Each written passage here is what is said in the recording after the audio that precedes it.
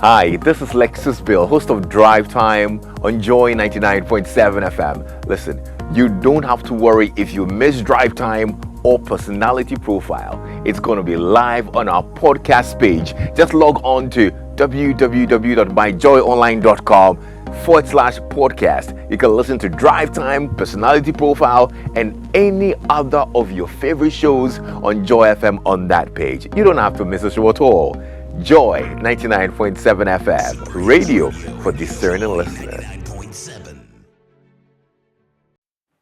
Good morning and welcome to the AM News here on the AM Show. In our very first story, the Ghana Police Service has busted a member of the gang behind recent robberies in parts of Accra.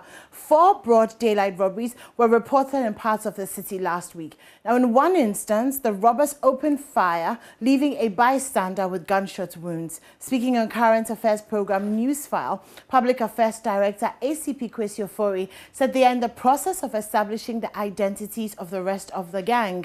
He also added that the police are re-examining their operational strategies to boost visibility at economic centers in Accra. Their way of doing things have been properly established within our intelligence system, and we are using every available means to get them. Thirdly, we've also distributed dossiers on them to our operational teams, to make sure that we get them. And we are coordinating these operations from national to regional level to the divisional levels. And we can see that coordination working very well. Even in one of the robbery cases that you've mentioned, we have we've made an arrest. And that person is under serious investigations. And the coming days, the coming times might tell us what we're going to do. That is why we said we're closing on them, and we've thrown an eager eye, monitoring all their developments.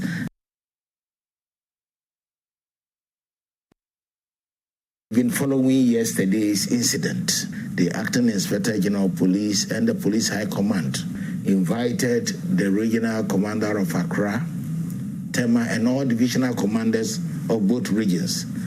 And that meeting went into late night, where strategies again were re-looked at. And some of the notable things that they called for was massive deployment at strategic areas, economic areas. And we're also going to ensure that we strengthen our intelligence efforts, patrols, targeting these criminals and making sure that we get them. Aside that, public engagement, the commanders should also go out there and engage the vulnerable and engage their communities, sensitize them on some of these issues as to how best the civil populace can cooperate with the police to fight these menace. Meanwhile, the police have arrested a bank worker in connection with recent robberies targeting bank customers. ACP Questy Deborah says the service is making progress in dealing with the recent surge. We arrested someone and working with the bank. Not necessarily a banking staff, but working with the bank. We arrested him yesterday, and a lot is happening on that also. Is this in Accra or Kumasi? In Accra. Okay. In Accra. And in Kumasi yesterday, when people also went to rob at Dawunsaso, the police killed 2 in the heat of the operations, where they ransacked a businessman, wanted to take some pieces of gold away, and the police killed 2 yesterday. And that is a good story. So coming to the... That one, is it intentional to deter these criminals? Because I'm beginning to hear a lot of, we gun down, and you are killing them. No, especially, that is in the heat of operations. Okay. This one, they are into action. They were shooting all over, breaking doors and so forth, when the police chanced upon them, responded appropriately. Like the Opebia one, for instance, when they went in, it was through the monitoring of a member of the public, looking at the way when the man took the money, when he was going, the way, they took off, the way things, the way they were even monitoring the guy, they alerted police, police moved in and saved the situation. And lo and behold, the man was having a lot of money. So one thing we are saying is that corporate institutions, businessmen that would like to go to the bank, they should look at the proper security arrangement. They can even fall on their local police to assist them. Authorities at the Nadoli Kalio District Hospital are worried about inadequate blood at the facility. Medical Director Dr. Phoebe Balangunyantimi says this is impeding healthcare delivery. She says the hospital needs 80 units of blood every month to treat patients, but only a few people voluntarily donate blood. Rafiq Salam reports from Moa. As part of the 64th birthday celebration of Speaker of Ghana's Parliament, Albanson Manakinsburg Babin, which fair last Friday, blood donation exercise was held to support the Nadoli Keleo District Hospital. Several people thronged to the hospital not to only make the exercise successful, but also to donate pints of blood to aid in the treatment of patients at the hospital as well. The amount of blood required at the Nadoli Keleo District Hospital to treat patients is 80 units, and the hospital is unable to meet the target. Nadoli Keleo District Director of Health Services, Phoebe Balangunyantimi, noted that one major component which is essential in the running of hospitals is the availability of blood. Yet, many people in the area are reluctant to voluntarily donate unless it is critical. On a daily basis, you find patients, more importantly, children and mothers in labor, pregnant women, women in labor requiring blood. And there are times they come, we cannot even have the blood for them. We have to call on their relations. Some come from distant communities. Before you get relations to come and donate blood, it takes a while. And with life, especially maternal health conditions, the more delays that occur, the dangerous it becomes. And on a monthly basis, we require about 80 units of blood in this hospital. We are unable to meet that target. We are unable to meet that target because people do not voluntarily come to donate. It is only when they have a client, then you have to bring so many of them from the community to come and start screening. You screen them, some will be eligible, others will not be eligible. And if they are not eligible, that becomes a challenge for us because you can't watch this client die. Phoebe Balangunyantimi narrated the ordeal they sometimes go through to get blood to treat patients. I can tell you of a mother who came with an HB of 2. 2, HB of 2. We had no blood. We couldn't get the relatives to come immediately. Most of the community members are always scared of coming to donate. The first thing they ask, can I get you to buy? I said, who should donate and you will come and buy? Donate and support. He came with 2. At a point, it was the lab staff who had to lie down to even donate. And it's not only for children who are vulnerable, mothers in labor, pregnant women, but people with snake bites also have same challenges. There are some snakes, when they bite you, you bleed from every part of your body. Every scar starts bleeding. That is a viper. Residents of Fakwesi, a farming community in the Atebubu Amanting municipality of the Bono East region, want government to provide quality healthcare for them. The only CHIPS compound, which serves a population of over 4,000 people, has only one ward. Aside that, women in labor risk losing their lives when referred to nearby health facilities due to the deplorable nature of the roads in the area. Anas Sabit has more in the following report.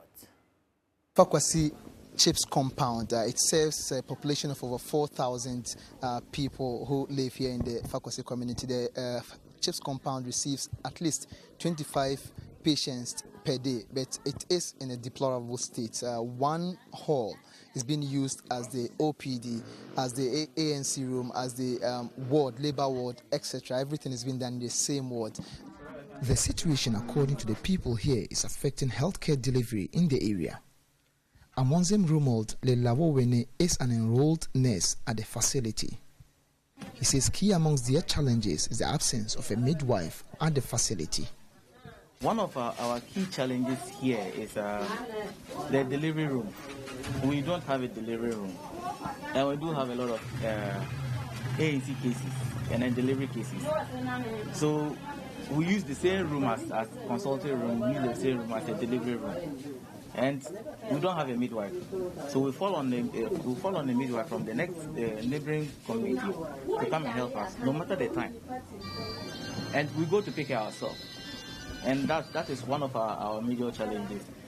The terrible nature of the road networks linking the communities is another factor affecting healthcare delivery. Romuald says the nature of the road network is affecting referrals, with pregnant women preferring to go back home to deliver. The road network is very bad. So because of that, referrals don't go through. They refer and they don't want to go because of the road network, vehicles don't come this way. They come once in a week. So you have to either go to wake someone up, someone who has a car, you wake the person up to either go or a motorbike, and they won't go, especially the delivery cases. They prefer to go back home and go and deliver. So that is some of our main challenges here. Women in this community share same ward with men even at the point of giving birth. Esther, who's here with her sick child, says the situation is worrying and calls on authorities to come to their aid. You've seen it yourself when you arrived here, children lying on benches. I brought my sick child here, but due to the absence of beds, we don't know what to do. Some sleep on the benches and others on the floor. So we are calling the authorities to come to our aid. We need beds, etc. Again, women in labor all stay in the same ward with men. Even at labor, men will be looking at us, and that's not good at all. So we need help. Pregnant women would have to be referred to nearby health centers in either Atibu or Nkranza, and their means of transportation is the use of motorbike or tricycles. They risk losing their lives if not being able to get to these destinations quite early. This is also another terrible situation they tell us they've been facing with. When women in labor are referred, the only source of transport is the use of motorbikes. Imagine a woman in labor on a motorbike. By the time you get to your destination, you may even lose the child. A lot lose their lives in the process. The people say the increasing population of the community calls for an improved health center. Naomi says the rise to top managerial positions by Ghanaian females in academia is sparse and few. Currently, only 1% of women in STEM fields occupy top managerial positions in academia. The situation has therefore called for a leadership workshop for mid-career females in academia. The program saw 10 females equipped with management and leadership skills. There's more in this report.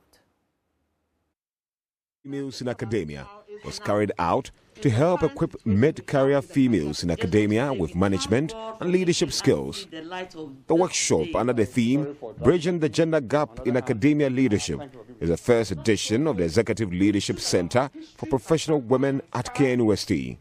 Dr. Abnabwache is grant awardee and project coordinator.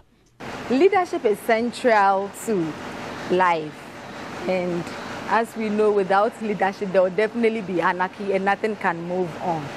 And one critical thing that we observed, and I think it's one of the things that spurred the team on, as we said earlier, is the fact that when you come to academia, rarely do you have females, and particularly females who are in the STEM fields, taking up leadership positions. If even we move far in our career, mostly it ends with being astute researchers, but we rarely venture into any leadership and, for that matter, top management positions. And we think it's critical that we begin to take a serious look at that, to groom and train as females in STEM to also be able to take up the positions when the need arises. It may not necessarily be a position, a defined position, but the million-dollar question is, in our small corners where we are, will we be able to make the needed impact as leaders? And I think that is the bottom line for this training. The product that can possibly. The three-day event, which took place in Kumasi, featured topics such as personal grooming, branding, effective leadership, among others. Some of the participants gave their impressions after the workshop. And that is where we need to have work-life balance, which includes the physical, the professional, the relationship-wise, and even our relationship with the Supreme Being. I'm completely impressed about the program. You don't always get to have young career women meet together and share and learn so much. It's been so wonderful. We started from day 1, day 2, day 3, and it looks like my expectations have been fully met. Reporting for JoyNews, Questy Deborah. And that's it for the news. The AM show continues. We're getting straight into the newspapers with Israelai and myself. Don't go anywhere.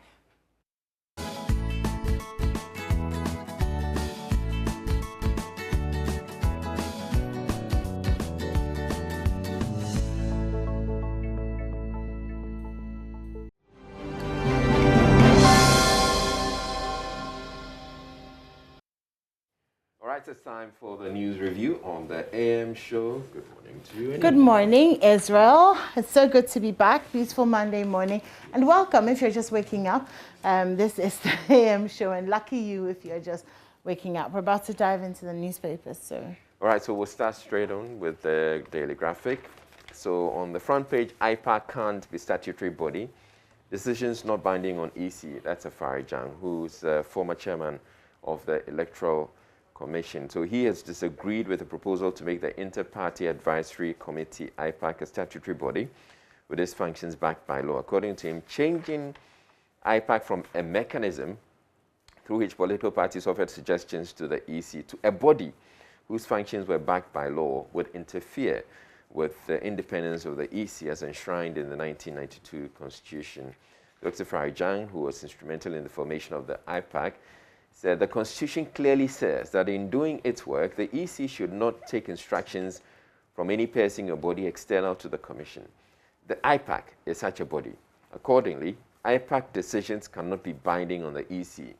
If they were, it would, in effect, amount to nothing less than meddling with the independence of the Commission. So his views were contained in a statement he sent to the Daily Graphic detailing his views on some reforms in Ghana's electoral system proposed by the largest opposition party, the National Democratic Congress. And the Daily Graphic is saying that they're going to publish his letter in full in a special edition of the Daily Graphic on Saturday, October 2. So you can look forward to that this weekend. But there's a lot more from that statement that's in the Daily Graphic. It's on page 3. You can get the details there.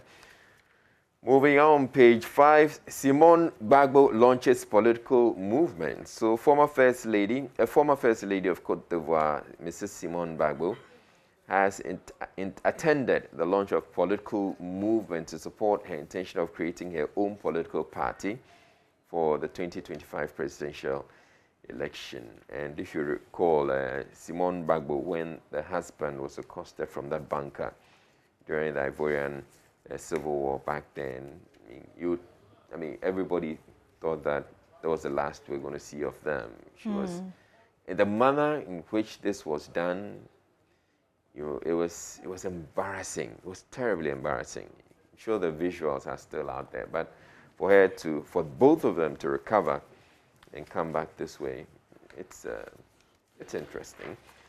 Right, moving on. German rivals in tight race to succeed Merkel. And then we move on to page 13. Prison Service seeks private partnership to establish industrial complexes. And then on page 16, cache of arms seized at Tema ports. Interesting. The preventive and the counterterrorism units of the Customs Division of the Ghana Revenue Authority seized some arms and ammunition at the Golden Jubilee Terminal at the Tema Port last Thursday. The items, 9 sidearms, pistols, 8 assault rifles and 219 pieces of live ammunition were discovered during physical examination of a 40-footer container meant for house-to-house delivery. Wow, that's serious. Because otherwise, it would have, I mean, God knows how many of these things have sneaked into the country already. Attorney General secures scholarships for lawyers, judges. It's on the front page, but the story itself is on page 16. In politics, there's a conversation about political party financing and the number of people who have made their inputs. Dr. Kojo Pumpuni-Asante, Director, Advocacy and Policy Engagement at CDD Ghana, Vera Redu, Development Communications Consultant. She's also shared her views. Enoch Randy Aking, Research Officer at IDEC, has also spoken. Evans Namako, Director, Research and Elections of the MPP, has also shared his view. Gushegu confirms MCE, Yendi rejects nominee. So the validation and approval of the MMDCs that the president nominated is ongoing. A Blackwak gifts midwife car. Okay. So the NDC Member of Parliament for North Tongue has presented, Samuel Okudjo to Blackwak has presented the Toyota Prius car to the longest serving midwife in the constituency. That's nice. Very nice, yeah. That's nice. Okay. Most Reverend Atakra consecrated as Catholic Bishop of Second D Takrady. And regional news, Anglo Gold builds training facility for Boise physically challenged. And blood donation drive. Latter-day Saints partners Tema General Hospital. On page 24, we'll take advantage of decline in COVID-19 to expand vaccination. So yes, we've seen a decline in COVID-19 cases in recent weeks.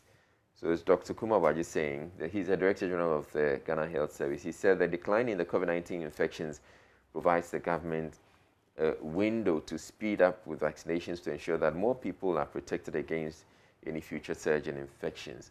He says there's a surge in the availability of vaccines and persons vaccinated are less likely to be hospitalized.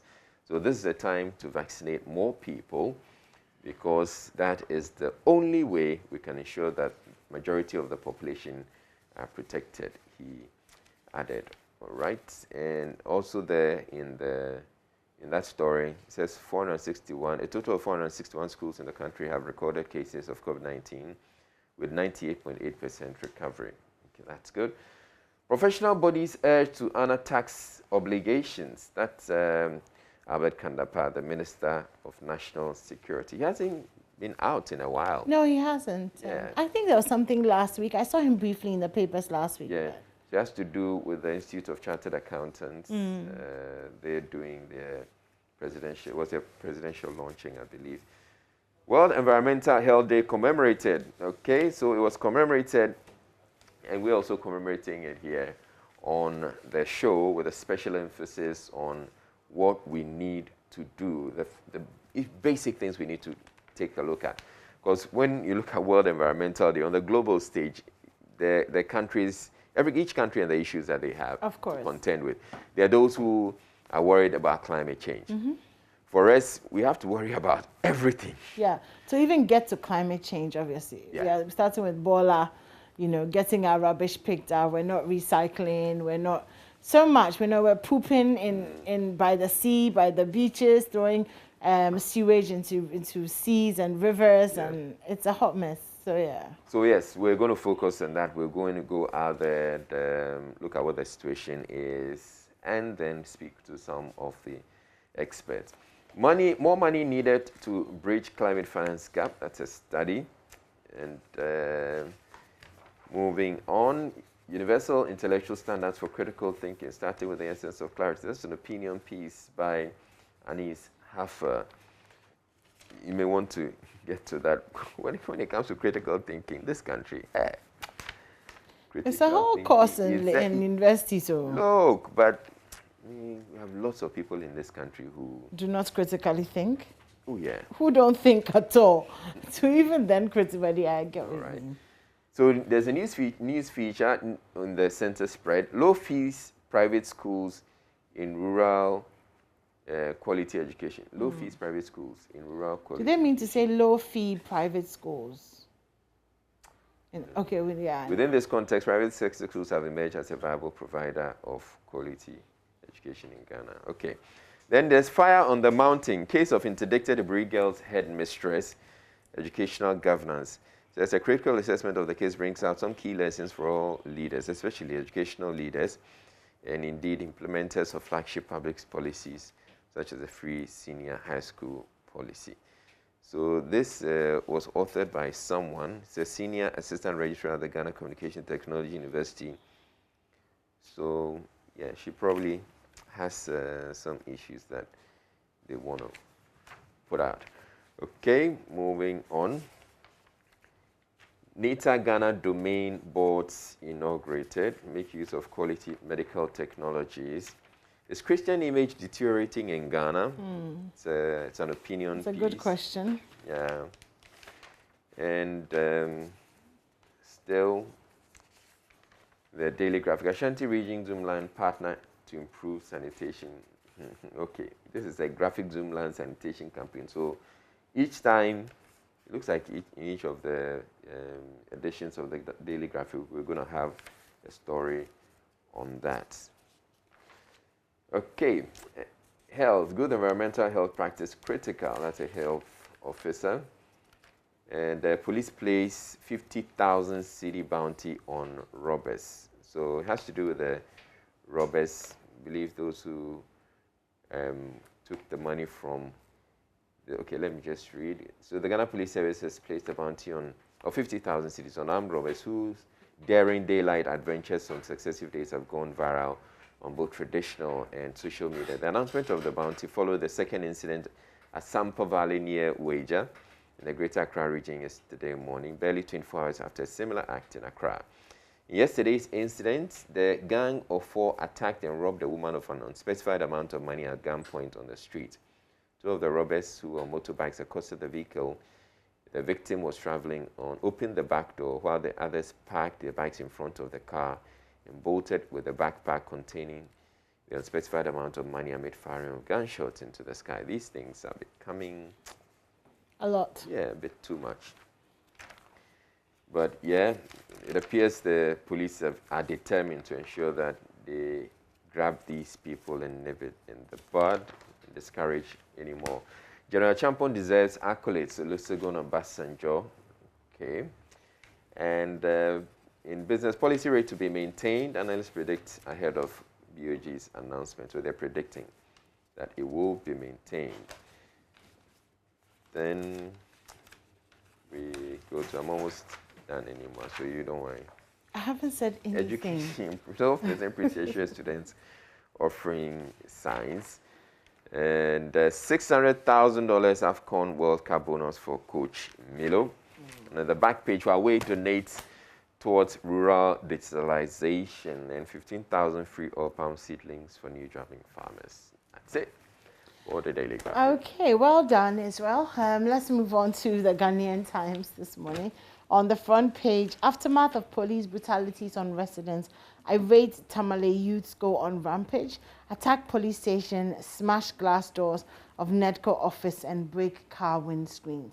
Ghana takes custody of 1.5 million AstraZeneca doses, donation from Germany. Takrade pregnant woman has been arrested, and CSIR BRRI needs $4 million to revamp abandoned Pozzolana cement factory. That's according to the director.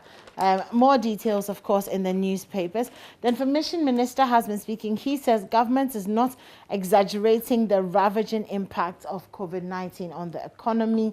Rwanda genocide kingpin dies in prison. 7 die in suicide attack near Somalia presidential palace. And Germany is voting on who takes charge after Angela Merkel.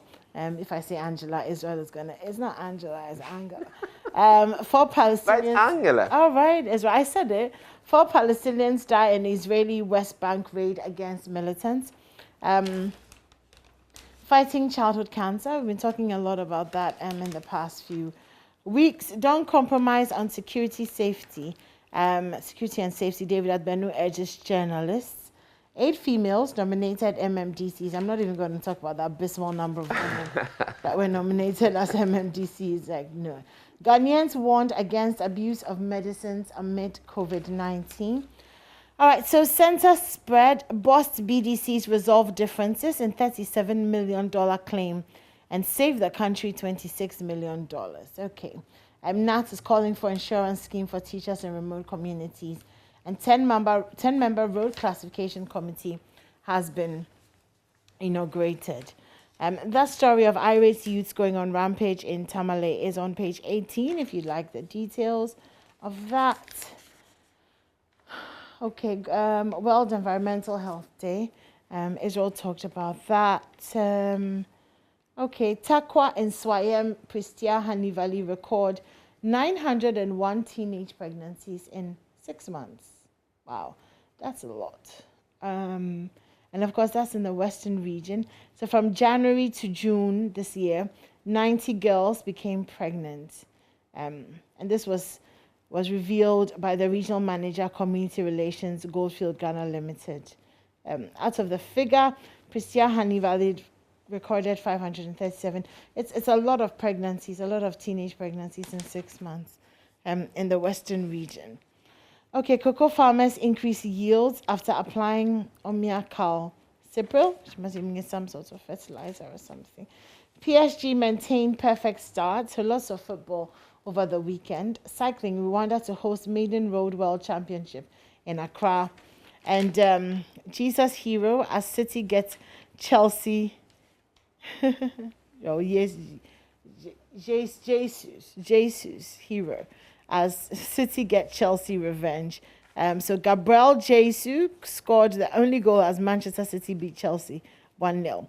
Dutch woman makes history for men's side. So she became the first woman to play for a senior men's team in a league match, Ellen Fokema. Interesting. Ole defends Bruno on penalty over Ronaldo. So lots of sports. And of course, Orek will be bringing you the sports right after we're done. And with the review on the back page, the Ghana Health Service has launched a 5-year project on NCDs, non-communicable diseases. And of course, that story about Ghana taking custody of 1.5 million AstraZeneca doses donation from Ghana. Also on the back page of the Ghanaian Times. All right, so let's go to the Daily Dispatch. Canadian Japan Akoto to contest for MPP's 2024 slots. Total now 8. So on the front page, we have a number of people. Dr. Mamadou Baumia, Vice President. Alan Chiramantin, Canadian Japan. Joe Gate, Konedu Aprekun, Bache Jakun, Efri Akoto, and Adai Nimo. They all going to contest for the 2024 slot of the New Patriotic Party. Okay, according to the Daily Dispatch. And so you can get the Daily Dispatch and get to read that story. And then on page 5, in support of IGP in Dampare, Ghana can become a security haven, part 2. That's Eric Mensah Ayite, who is an editor at My Joy Online, put together an opinion piece on that. You can get a copy of the Daily Dispatch and read that. But it's also on My Joy Online. You can find that on My Joy Online. And so the story about Canadian Japan to contest for the MPP's 2024 slot is on the back page. As of last Friday, there have been a clear indications that 2 leading members of the ruling New Patriotic Party will contest the elections to elect the party's 2024 flag bearer. The 2 are Mr. Kennedy Japan, the MPP Member of Parliament for Asing North, who is 61 years. The other is 72-year-old Dr. Free Akoto, the Minister for Agriculture. The remaining 6 who are still standing are Mr. Joe Gate, Mr. Alan Chiramantin, Dr. Konedu Aprekun, Dr. Boache Jakun, the Daimo and Vice President Dr. Mamadou Baumia. Okay, so it's interesting, looks like an interesting race. And we're getting 8 so far. Who knows? We may have another beauty contest like we had another beauty contest. Time. Okay, I'm going straight into the Daily Guide now. Okay, so, wow. I used silicone belly, says Azan woman. Mother assisted. That's what we're calling her now, Azan woman.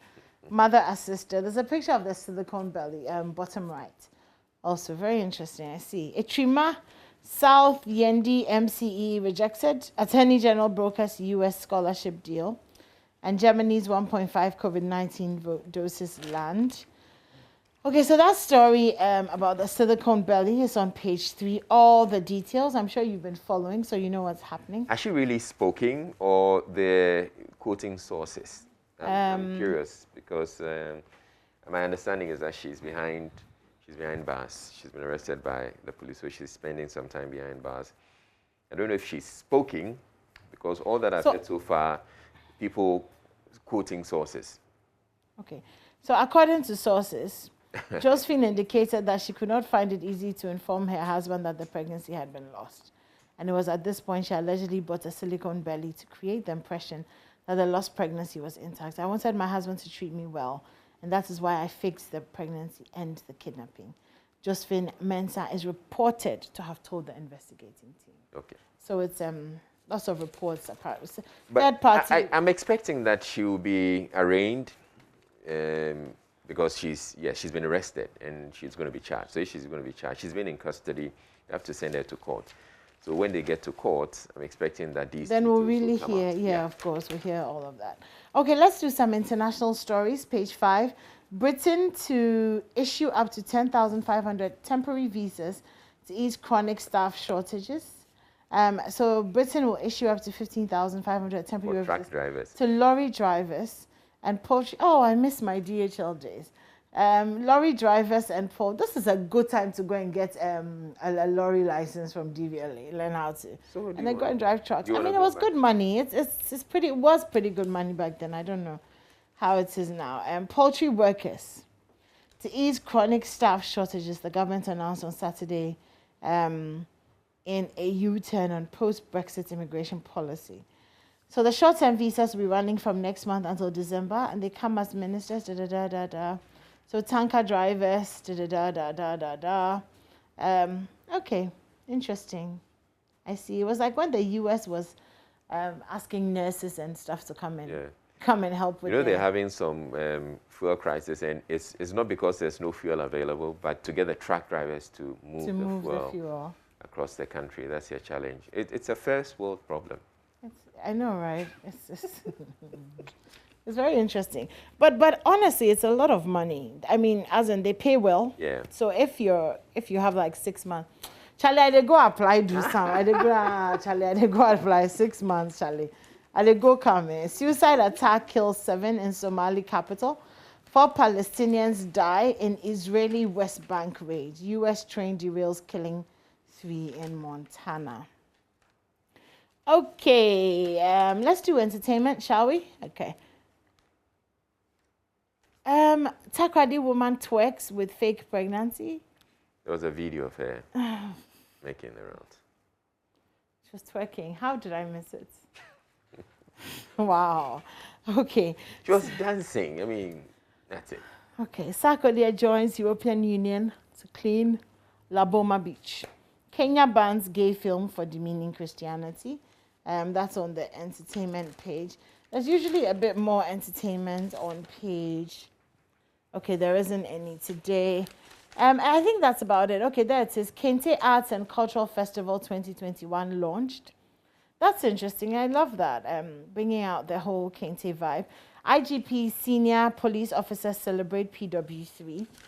And then on the back page, oh, this story just makes me so sad. Anthony Joshua.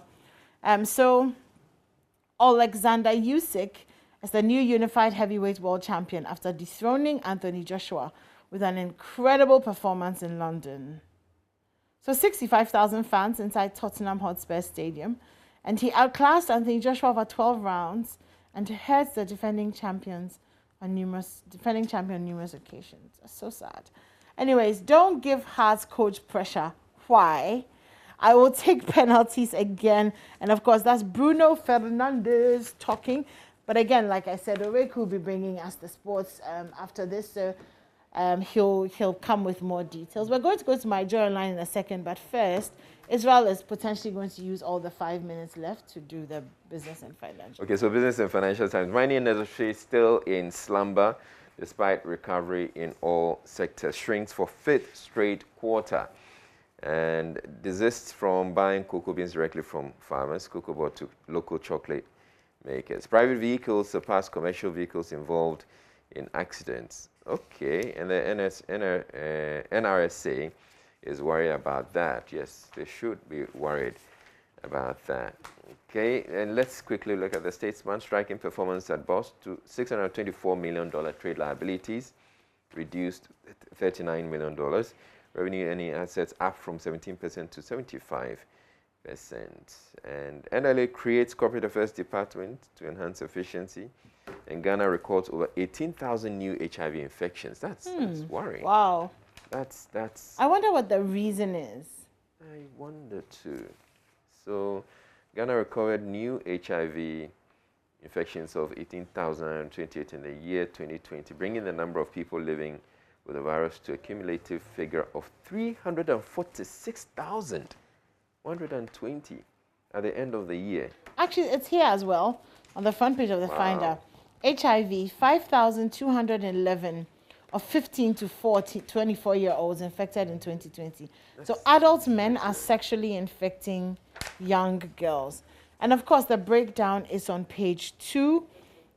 So 4,325 females, 866 males, that's in the 15 to 24-year-old bracket, 3,596 children, so 0 to 14, that's a mother to child.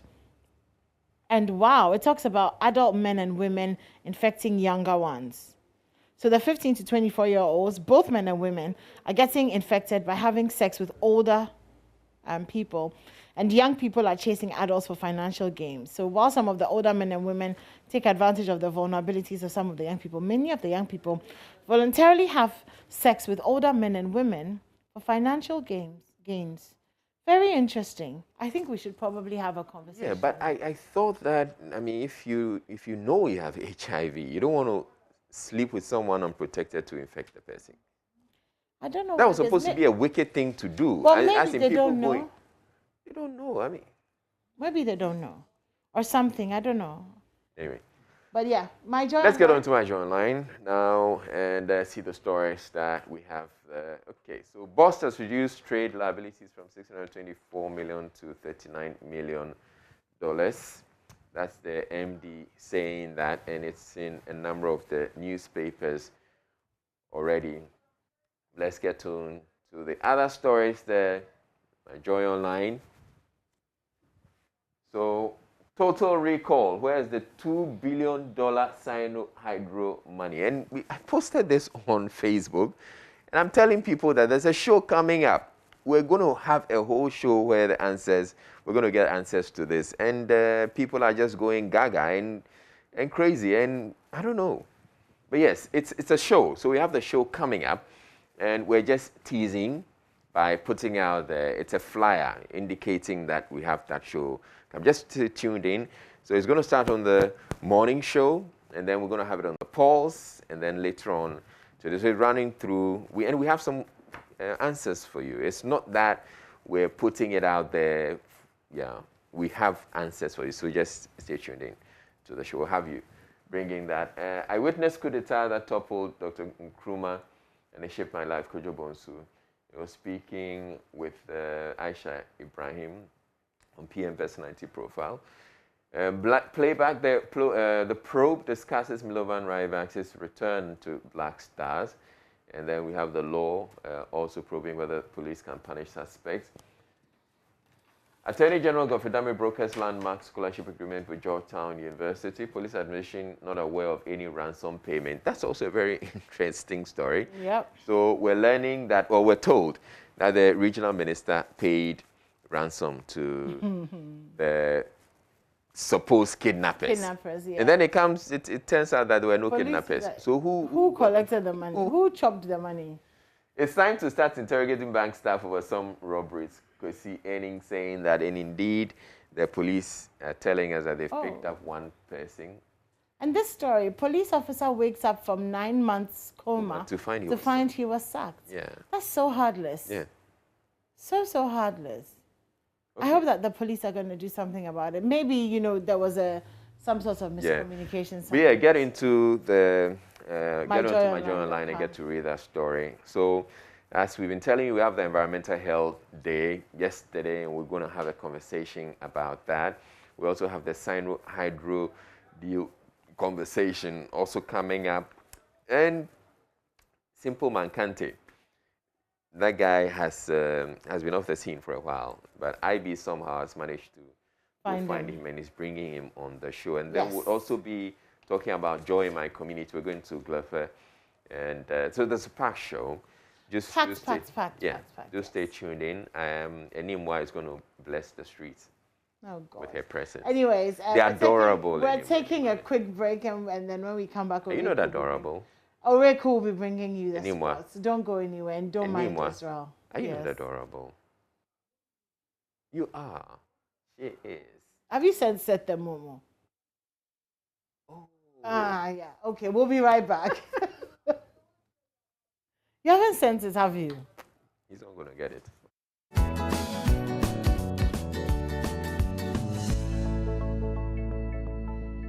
Hello, good morning, and welcome to the AM Sports with me, Oreku. Ampofo was a big weekend of sports in action, and we'll be starting off right here from Ghana, where Communications Director of the Ghana Football Association, Henry Asante-Tum, has denied reports of influence from the GFA top officials with regards to call-ups into the national teams, but says every call-up must be scrutinized. He was speaking with MFA Apau on the probe yesterday.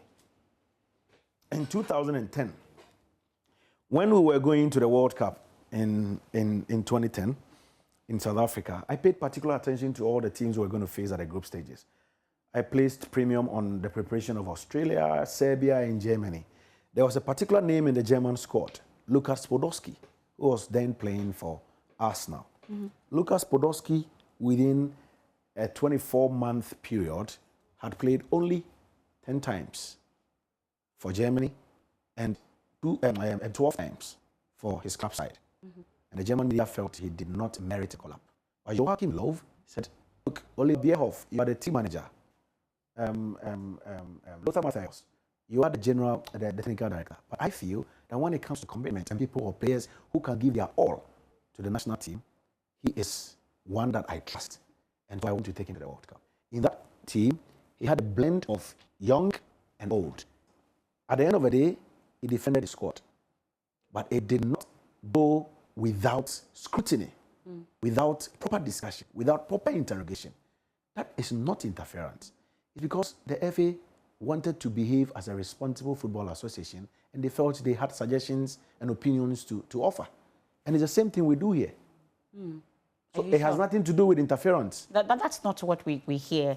It appears that... What do you hear? It appears that executives have players. The FA put names in the squad. Yes. The FA put names. Personal interest, you push it down the throat of the coaches. You don't allow them room to call up their own players. So the FA put names in the squad, and the coach cannot speak? He has no choice. No, it doesn't happen that way. Yeah. This is the Techiman Ahene Amiel Park. It is the venue for Premier League matches involving Techiman 11 Wonders. And in the just ended season, King Faisal, Kumasi Base King Faisal also used this same pitch for their Premier League matches. As I speak to you right now, there is a sub-zonal league for the coast teams that is supposed to take off here. Yesterday it was rain off, and some 24 hours after the rains, the pitch is still filled with water. The footballers who are supposed to play are those you just see, trying to whip out the water away from the pitch before the game is going to commence. The people here are quite worried. If there is no aid from those in authorities to ensure that this pitch is redeveloped, these talents who are at the basic level, at the coast level, will not have the kind of motivation to continue with the kind of football they have to play. It is sub-middle league for juvenile U17 tournament. It started yesterday. It was rain off. We have to cancel the matches and start today. This morning we're here. The pitch is full of water. We have no other option than to ask the children or the players to assist us to take the water out of the field. So you saw the players working. That was the reason why we are working. We are here for a tournament because of the nature of the pitch. we have to ask the boys to do that job for us. They are appealing to authorities to come to their aid by helping redevelop the Ohene Park, which is the only Premier League venue in the entire Bono East region. Because with that park, we are calling on authorities to come to our aid. Our MPs and MCs should try to develop the Ohene Park so that football in general will be enhanced, because it's always sad that games are called off whenever it rains. They say the terrible nature of the pitch and the absence of alternative football centers in the area is contributing to the number of injuries recorded amongst younger footballers within the region. Before we qualified, the teams qualified for this tournament, about 7 or 8 players had injuries, fractures, dislocation, and others. So it's affecting the boys heavily. Somebody will get from that injury and cannot continue as a footballer again. The Techima is full of talent, but pitches or area to develop them, we don't have it.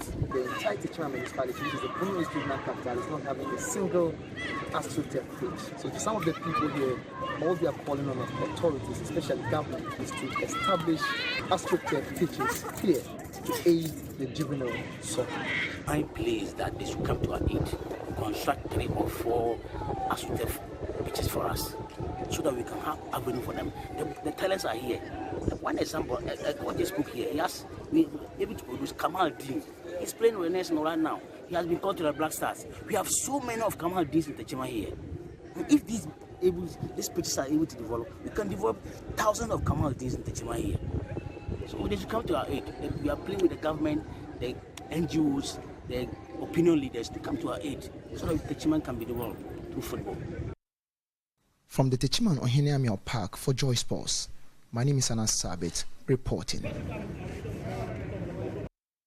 But the story that you just saw was about the poor nature of the Techima Ohene Park, which is adversely affecting juvenile football within the Techima municipality and the Bono East region at large. The venue, which serves as the home ground for the only Premier League side in the region, Techima 11 Wonders, also serves as a venue for Division 1 League side, Techima City, and a host of Division 2 clubs in the area. Managers of the coast football teams who are participating in Super Sub Middle Leagues for Juvenile Under-17 tournament were calling, as you could see from the video, for authorities to redevelop the park and save football talent. And Anas Sabit did bring that report.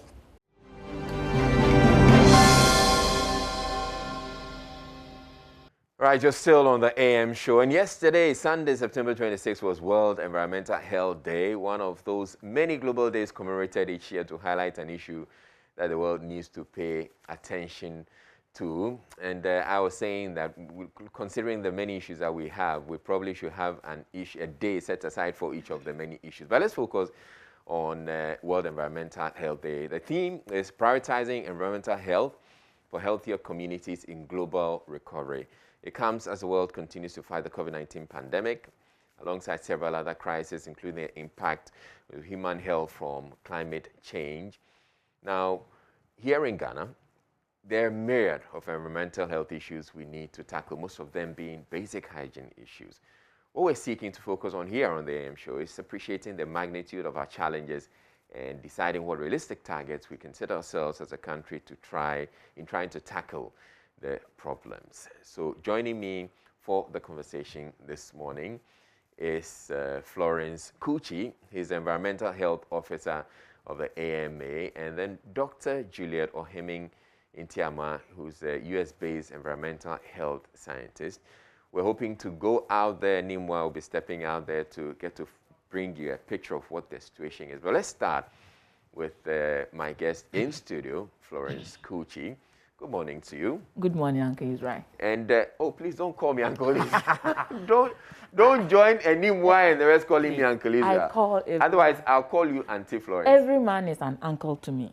Okay, Auntie Florence, sure. And bring it on. So, by the way, for those of you out there who do not know, Florence Kuchi is the Environmental Health Officer with the AMA, who is with the Joy Clean Ghana campaign. So, they are the ones who go out there, the TV in Sama people. That's what I think we can call you. But it's good to have you on the show. And great work that you've been doing, by the way, with the Joy Clean Ghana campaign. Yourself and your colleague, Mr. Asitanga. All right, so before we get on, I know that yesterday you guys had a commemoration of a sword. How did it go, and what was the commemoration about? Yeah, thank you. Good morning. Let me say a very good morning to our cherished viewers.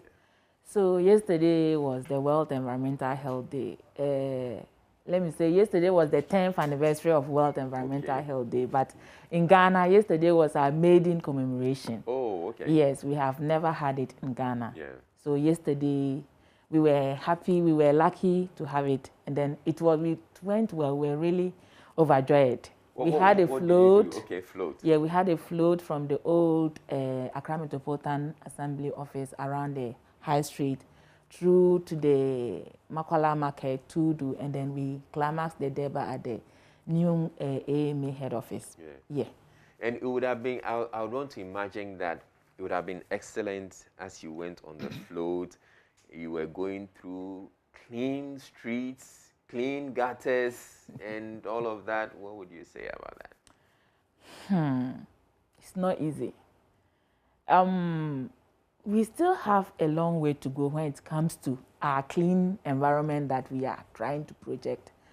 I will continue to always talk about our attitude. Yeah. Myself, somebody out there. We are all guilty. All of us, yeah. Yes. Some people don't see waste as something bad. Waste is something that can lead to sickness. When you are sick, you spend money. Not only thinking about spending the money, but productivity comes down.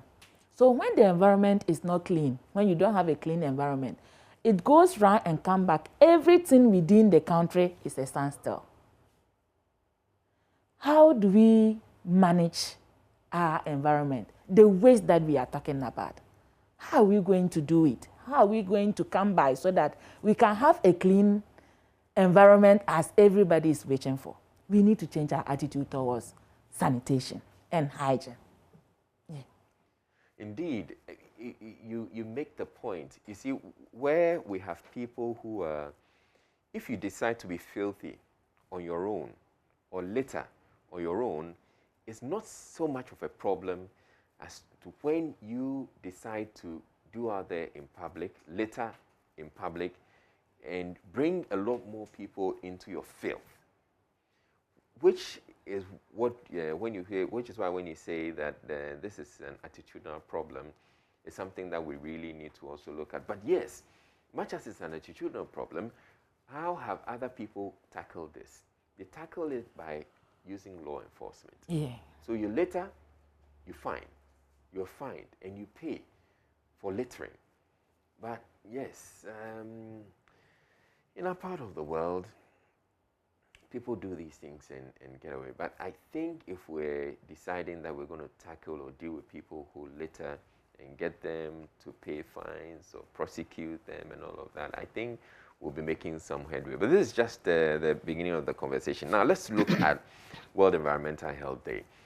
What do you seek to do with the commemoration of World Health Environment? So World Environmental Health Day is a day set aside for the environmental health workforce to reflect and project their roles to all of humanity. All right. Environmental health, looking at the theme for this year, it came at the right time, prioritizing environmental health in healthier communities for global recovery. I would say for Ghanaian recovery. Yeah. Yes. So you can see that environmental health is best achieved at the local level. That is why in Ghana, they place the environmental health practitioners under the Ministry of Local Government, Decentralization and Rural Development. But by placing the workers there doesn't solve the issue. If you are sending somebody to a war and you don't give the person the equipment the person is going to use for the war, you go to the war and then you'll be defeated. Why am I saying this?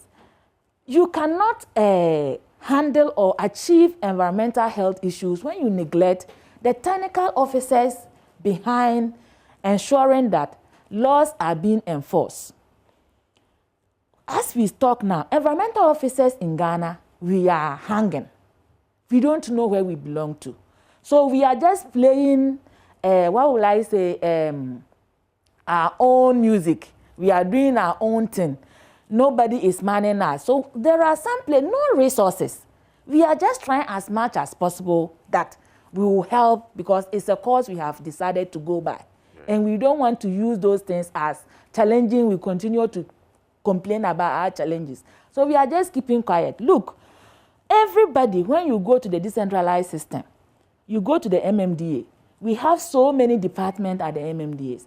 When you trace them from the MMDAs, you go and end at a ministry. But when you trace the environmental officer, you get to the regional, we are missing there. So nobody carries our challenges, our issues to the national level for them to know that these are the things these officers need to ensure that the clean environment we are looking for is attained. You go to the environmental health sector, officers don't even have, well, what will I say, not even a motorbike to go out for monitoring. An environmental officer can walk about 15 to 25 kilometers a day, just ensuring that you do house-to-house inspection, you educate people. So there are a lot of issues that we think if really we want to solve environmental health issues in Ghana, we should try as much as possible and resource the officers in charge of environmental health and sanitation in Ghana.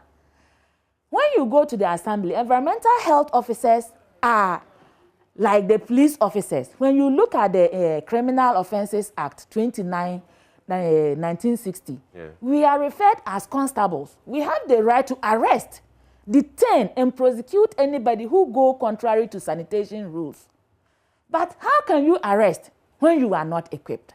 You cannot use a mufti to go and arrest. You are not a CID or personnel. But then you can bring on board the police. Yes, you can bring on board the police. Bringing on board the police, you need to pay.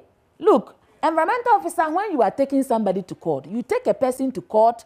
When the person doesn't appear in court, you take a bench warrant. You have to take money from your own pocket to effect the bench warrant if you want to seek for the help of the police. You have to rent a car, that is a taxi, that you put the accused person in and send the person to court. When court even finds the person is not able to pay, or the person is convicted to prison term, you are sent, it is you who have to look for money to send the person to the prison. When you get there, you need to do something before they will even admit the accused person. You have to do something there as well. So you see, environmental officers, we are just paddling our own canoe. Nobody is helping us to paddle our canoe. And it is not helping. Until we solve the root cause, the symptoms will not be out of us. So we know the problem, and we have the officers to deal with the problem, but the officers are not equipped. Yes, they are neglected. All right. Nobody is thinking about the environmental health officer. Look, it will interest you to know that when you even go to some of the MMDAs, environmental officers don't have a good office with furniture. They have just one, some are even sitting in containers with just a bench. You don't even have that moral courage. It demoralizes you to even go out to talk. Now, let's look at the issues that we have to deal with. If you had all the resources, what are some of the issues you'd want to tackle? For instance, if we have all the resources.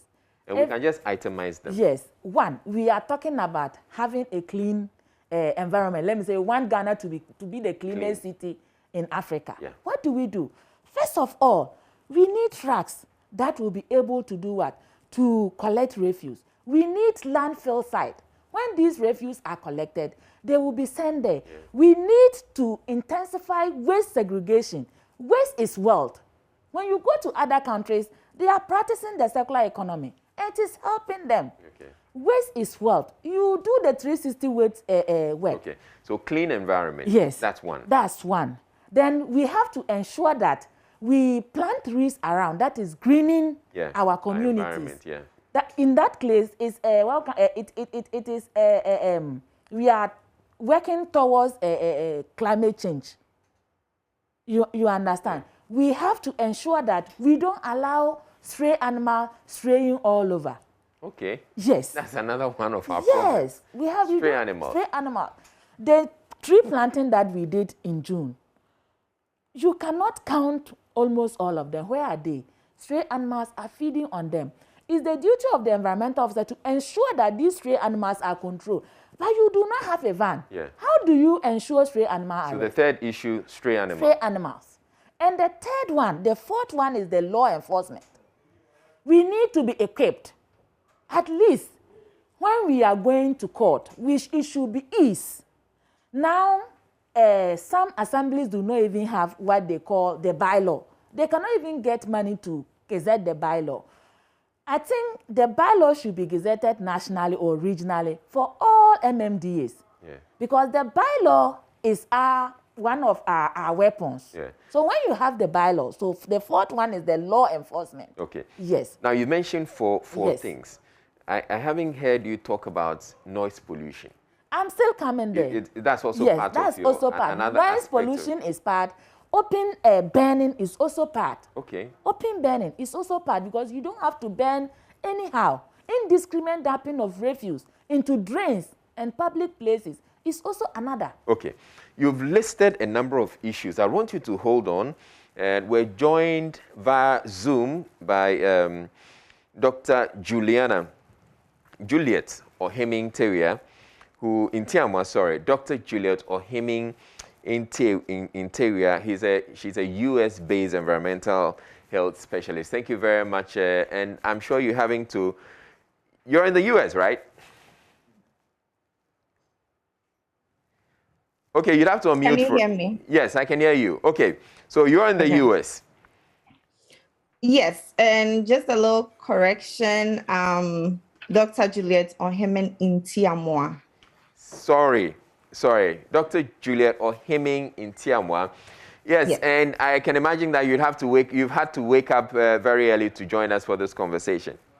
Yes. Okay, thank you. Thank you very much, Doc.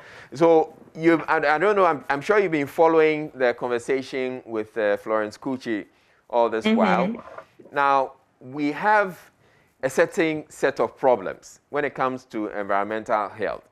I can imagine the problems will be different when it comes to the US. What are some of the issues that the US is confronted when it comes to environmental health? Okay. Thanks, usual, for having me. And I think before I go ahead to even talk about the US, I would say that I'd like to say kudos to Florence and her team. They are doing a great job. I've been following some of their monitorings, and I can bear with her that it's not been easy at all for her working in such an environment. And I wish that we even shift the attention to Ghana. But I'll briefly talk about the US and then... Before you go on, Dr. Ntiamwa, so it's good that you brought this up, and I think we should take a moment to celebrate Florence Kuchi. Because yes, I've been telling her that she's a hero, a heroine, and people appreciate the work that she's doing. I was telling her that she's a superstar, but she doesn't believe it. It's good that you've confirmed, and now she knows that she's a super. So now you know you're a superstar. Yeah, Florence, you're doing a great job. Even the US. I think I watched you go to one of your sites where they still had panda trains, and they were discharging it into a lagoon, right? Yeah. And you are really getting on the ground, and I wish there was all the support for you. Thank you. All right, so let's look at first world environmental health problems. Okay, so when we look at developed countries like the US, of course, they have, really gone ahead and making sure that, the connection between the environment and the people, and even the environment with itself, is as much as possible sustainable and ensuring, public safety. So one area, for example, which I would like to really focus on in our discussion is wastewater treatment, for example. What the US tries to do is constantly review its standards that it's given to municipalities or cities to meet. So, for example, they monitor the health of rivers that are receiving wastewater from, different cities. And as they monitor the rivers and see that, okay, the health of the river is maybe declining, they try and tighten the regulations they have given to some of these wastewater treatment plants or these cities. So for them, I would say that they are at a stage of maintaining what they have, the standard they have established over the period. Okay. Okay. And then once in a while, let's say if an industrial facility discharges something indiscriminately, then there are fines, there are court charges. So I'll say they are more or less in a state where they are trying to maintain or monitor the systems that they have put in place over the years. Okay, so Dr. Ntiamwa, that is the US situation. I would want you to look at the Ghana situation when it comes to wastewater treatment. Okay, great. So, Israel, if I should ask you, and maybe even Florence, this morning when you took your bath, when you flushed your toilet, where do you think it'll finally end or it'll finally get to? So it will go through the drain and then eventually end up in the gutter outside, and then eventually it will end up in the Udo or something, a river body. No. Because okay, so no, because I have a digester in my house. So when wastewater is treated, then we use it for greening in the house. Okay, so Dr. Ntiamwa, this one, Florence wants to show us levels, so it's okay. When I grow up, I want to have a digester in my house as well. I think that's the purpose of, our discussion this morning, right? To learn and to, expose or bring out some of the better things we can be doing as a country. So when we look at wastewater in Ghana, I think that when we look at the statistics, and with this, I'm talking about after the flash, right? When we look at the statistics, less than 50%, and it won't even be close to 30%. And I'll break it down in due course. Less than maybe 30% is treated. This is what that means.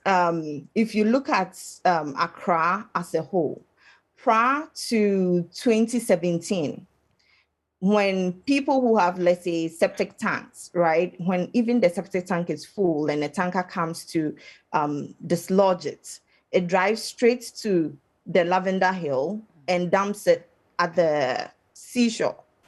Okay. Let me check with Florence. Do we still have that happening? I thought we have a treatment plant somewhere there. So I said prior to 2017. Okay, right, sure. So in Greater Accra, now we have the Accra Sewage Systems wastewater treatment plant, right, that treats the fecal sludge. But even with that, not all, fecal sludge generated in Greater Accra is treated, because there are some that will be way far away from where the treatment plant is located. And we still have, open defecation going on, so not all of it is tracked or collected. When we look at other regions, they are yet to even have such a facility like that. Kumasi, I think it's about to be on the line, if I'm not mistaken. But apart from these two major cities and work so far, all the other regions we have in Ghana, the wastewater, the fecal sludge that we produce is not properly treated. What are the effects of that? What it means is that somehow they find their way either in a water body or somewhere else. And what are the impacts of that? They affect the health of those water bodies that they are dumped in. The fecal sludge has lots of organics, so it's going to use up oxygen in some of these water bodies it also has pathogens. So pathogens, that is disease-causing organism, right? It's also going to spread easily. I mean, we're here and we saw that almost 160 people could die from cholera. And cholera is a waterborne disease, right? So these are some of the effects of not treating the fecal sludge that we collect. And that is even away from the gray water that, Israel yours ends up in the gutter. But in the US here, when you flush, when you bath, any domestic wastewater you produce is piped to a wastewater treatment plant. So, and then once it's at the wastewater treatment plant, it's treated in such a way that resources are recovered from it. So water is recovered and put to good use. Nutrients, which, if the discussion ends there, I can talk about, and even biogas is produced from there. So similar to what Florence will have in her home. But you see that in Ghana, for you to have something like that, it means that you, the individual, have to invest in something like that. Yes. But if the country had a policy or a mindset to really protect public health by making sure that, no wastewater gets into contact with people without it being treated. If the country had, a strong policy to make sure that to see wastewater as a resource, and so we are recovering as much resources from it as possible, then those mindsets and those policies are what will trickle down to effect the things we will do to make sure those things happen. Okay. So, Dr. Ntiama, you've said something that's quite instructive. You're saying essentially that when I bath, or here in Accra, when we bath and the water flows out into a drain, in the US, you're treating that as a resource. Yep. So something that you can actually make some money off it. It's a valuable item. I mean, exactly. So you won't let it just go into the gutter and go away, but it's piped to the treatment plant. Yes. And I can imagine that if it is treated, you're going to get fresh water out of it and some other things. Yeah, and the fresh water derived from the treated wastewater is used for irrigation. So if we even look at our situation in Ghana, we see, or we always talk about vegetable farmers always using unsanitary wastewater, gutter water, to water our vegetables. If we had these wastewater treatment plants strategically positioned, there could be these vegetable farmers growing their vegetables produce in along that the vicinity. discharge. Yes, along the discharge of these wastewater treatment plants. And what they'll be using will be treated wastewater that is safe to really use for that purpose. Okay. So that's why I was saying it's a whole, policy, mindset, and understanding of waste as a resource. And when we think of waste as a resource, normally people only think of, plastic waste, recycling, and, all those things. But wastewater, the water that we are putting in the drain, going almost, nowhere proper, it's a whole resource that we are throwing away that we could put to good use for other things. And the indiscriminate disposal of the wastewater, as you were saying, also generates diseases and creates unhygienic conditions. Let me come to the studio and bring in Florence in this conversation. So we've seen the way the US would want to treat it, and other developed countries would want to treat wastewater. In your home, it's something that you're doing. Did it cost you a lot to do that? Yeah, because it is just a unit. It did not cost as much. Yeah, it did not cost as much. Well, but so, it's some significant... Sure. So talking about, Auntie Juliet mentioned policies. Let's come to Ghana and ask, when was the last time we reviewed our sanitation policy? The sanitation policy was 2010. It's now 11 years. A lot of things have changed in it. Yes. We need to look at our sanitation policies. That is why I said, if you want to have a clean environment, it's costly. Health is not cheap. Health is very costly. But when you invest in it, you can easily recoup. Just as she said, in our initial conversation, I said waste is wealth. Yeah. Whether liquid waste or solid waste. When you recycle it, you get something from it and put it into a different use. You recycle the water, then you use it for what? Irrigation. You get gas out of it, then you use it for what? You use it for domestic use. All these things, you invest, then you recoup. But we are always afraid to invest. That is one of our main... Is it the case of being afraid to invest? Dr. Ntiamwa, would you agree with Florence that we are afraid to invest?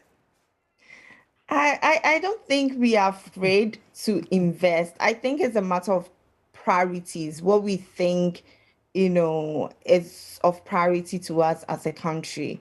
Of course, if you see health as important, you will invest in it. If you see waste treatment or environmental health, as important or as a priority, you invest in it. If you see sports as a priority, you invest in it. And also the other thing is, I think that as a country, we also do not have a good understanding of how the environment works and its link to health and also its link to wealth.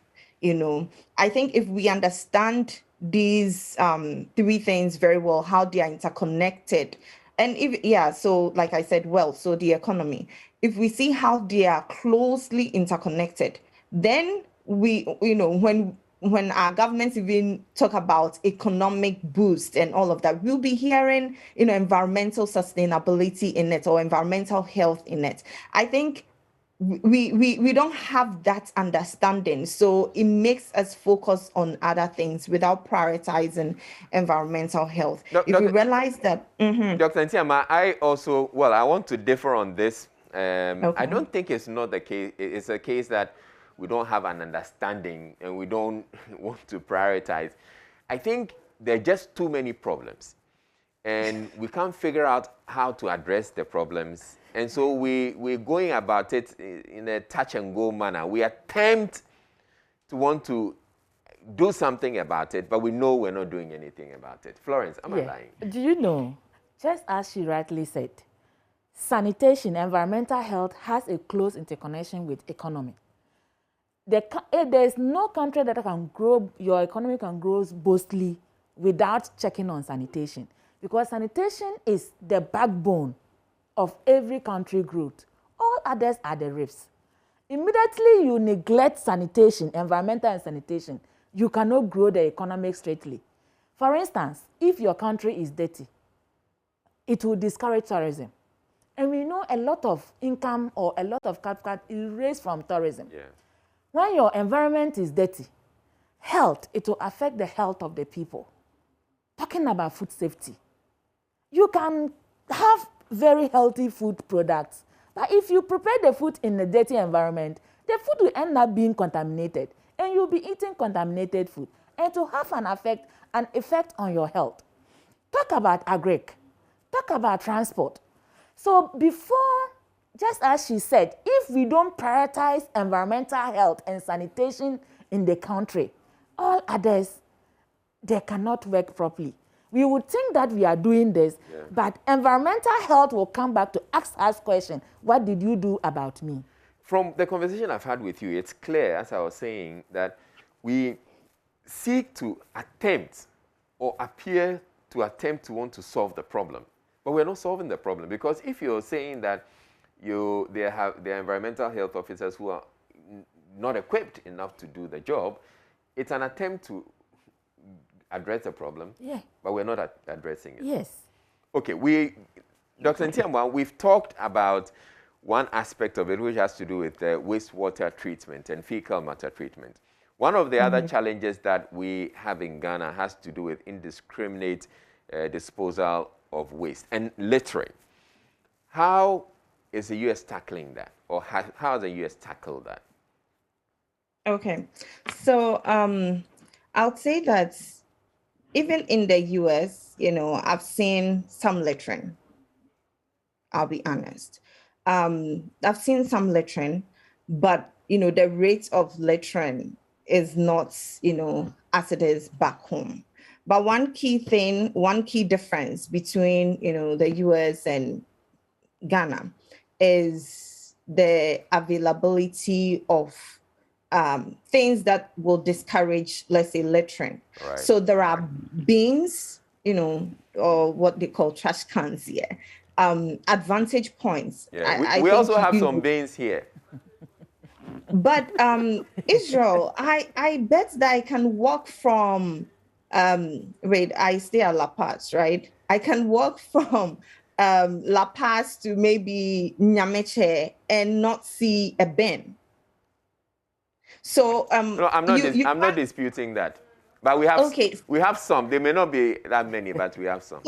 So they are not enough. And then the other thing, one of the key things that we see in our littering in Ghana is plastic waste, right? Yes. In the US, one of the things that one of the policies that they have, with any bottled water you buy, you see on it that you can return it for 5 cents.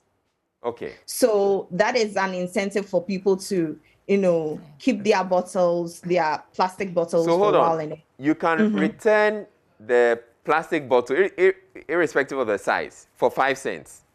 I think if I had a one here, well, as an environmental person, I try to cut down plastic bottle use. So I use reusable mug. But if I had one here, you see that they'll write on the bottle, you can return for 5 cents. And then it'll have the address where you can send it to. Let's hold on. Let's do some calculations. So 5 cents. Yes. If the dollar is 6 cedis and you have 5 cents, you can return it for 5 cents. So 5 cents will be... I think I got one here. So essentially, I mean, that's a lot of money, actually, 5 cents. Here in Ghana, I think we have some plastic bottling recycle thing. As in, you can return bottles for something, don't we? No, but you see, at the US, it's written on it. Return it for 5 cents. Yeah. In Ghana, it is not written on it. Yeah, this one is even 10 cents. Oh, 10 cents. Let's see. Yeah, let's see that. It's even 10 cents. Okay, so this one you're returning it for 10 cents. Yeah. But how much is the water itself, the bottle and the water itself? The bottle, it's 50 cents, right? 50 cents or so, yeah. Wow. Yes. And 10 cents, you get 10 cents for. Okay, but this is a policy. So yeah. The policy and the rationale is to help cut down this. And even with that, there are a lot of incentives to use reusable bottles. So when you go for any occasion, any conferences and all of that, these reusable bottles are given for free. And one key thing is that you realize that as you walk through airports, as you walk through, a number of places, there are water dispensers available where you can, fill up your reusable bottle. For free? So, for free. So, I mean, all the incentives are there for you to not go in for this in the first place. And even if you go in for this, there is an extra incentive for you to return it for, a little money. And then when you've returned it, like Florence mentioned, segregation, it's important that we even segregate. So at the end of the day, you realize that between these two countries, the waste generation and even, the littering that will occur will be quite minimal on this end compared to, let's say, in Ghana, right? Yeah. So that is one of the things that they've done to cut down. And depending on the state you are in, you can't have, let's say, a plastic bag for free when you go to do groceries. In California, if you forget to take a reusable grocery bag, you have to buy the plastic bag, what we call polythene bag in Ghana. But in other states, in some states, once you go for groceries, you'll be given the grocery bag for free. But in other states, you have to buy it. So that's also a way to discourage you from buying the polythene bag or plastic bag and, to bring something reusable. So things like that. Yeah. So that's why I'll go back to policy and, the understanding we have. And Israel, I'll still debate with you as to whether we really have the understanding, because if we have the understanding, then we'll do things in tandem. If we don't have the understanding, then, like you said, we'll touch here small, we'll touch here small, we'll touch here small. Let me give a good example between even the wastewater I was talking about and agriculture. If we have an understanding that, these things can be connected, or these things are connected, so we want to recover resources from the wastewater. One of the key resources in wastewater is nutrients. Nutrients is what we use as fertilizers. So if you don't retrieve the nutrients in wastewater and you even dump it, when it gets to, let's say, a water body, you see that it causes what we call algal bloom. You see the water become greenish, a bit greenish and all of that, and even be killing the water. So it has a lot of nutrients, principally nitrogen and phosphorus. When you put this wastewater through a treatment system and you retrieve this nutrients from it, and even you do your digester and the nutrients collect in the sludge or digestites that comes out of it, then you use it to fertilize lands. So in the US, we have a classification for whether it's class A biosolids or class B biosolids. And I don't want to go into technicalities, but all I'm trying to say is, even depending on how you've treated the wastewater, there are some that become so safe they can be touched and used at home for home gardening or plant flower pots and all of that. Yeah. And there are those that can be applied on massive lands, wait for about maybe 15 days so that, any vector attraction is reduced and all of that. And that is what you use to fertilize your land to boost agriculture. Yeah. So we have a system where, if that understanding is not there, we have a great minister going to look for fertilizer or going to invest in fertilizer manufacturing or something. If there is not that understanding that you can also get agriculture, you can also get fertilizer from this wastewater that you're allowed to go waste, then you just be wasting resources here and be throwing away resources to import fertilizer, so that when there's COVID and you can't import the fertilizer, then the farmers won't have any fertilizer so that they can cultivate their crops. Now, one of the things I want us to do before we end the show is for you, Dr. Ntiama, to propose some ideas, give us some ideas, because our problems are a lot. And you're talking about we having an understanding. So you tell us what you'd suggest that we should do to address some of our issues, or where to start with. I'll come to you for that. But back to the studio with you, Florence. I'm hoping that at the end of this conversation, we can come to some understanding how we want to tackle this. Let's get out onto the streets there and go to Enimweni Mado, who is out there to give us a picture of what the situation is like when we talk about sanitation. And Enimwa is at Kaneshie. So Enimwa, you take it over. What's the situation where you are as far as environmental health and sanitation is concerned?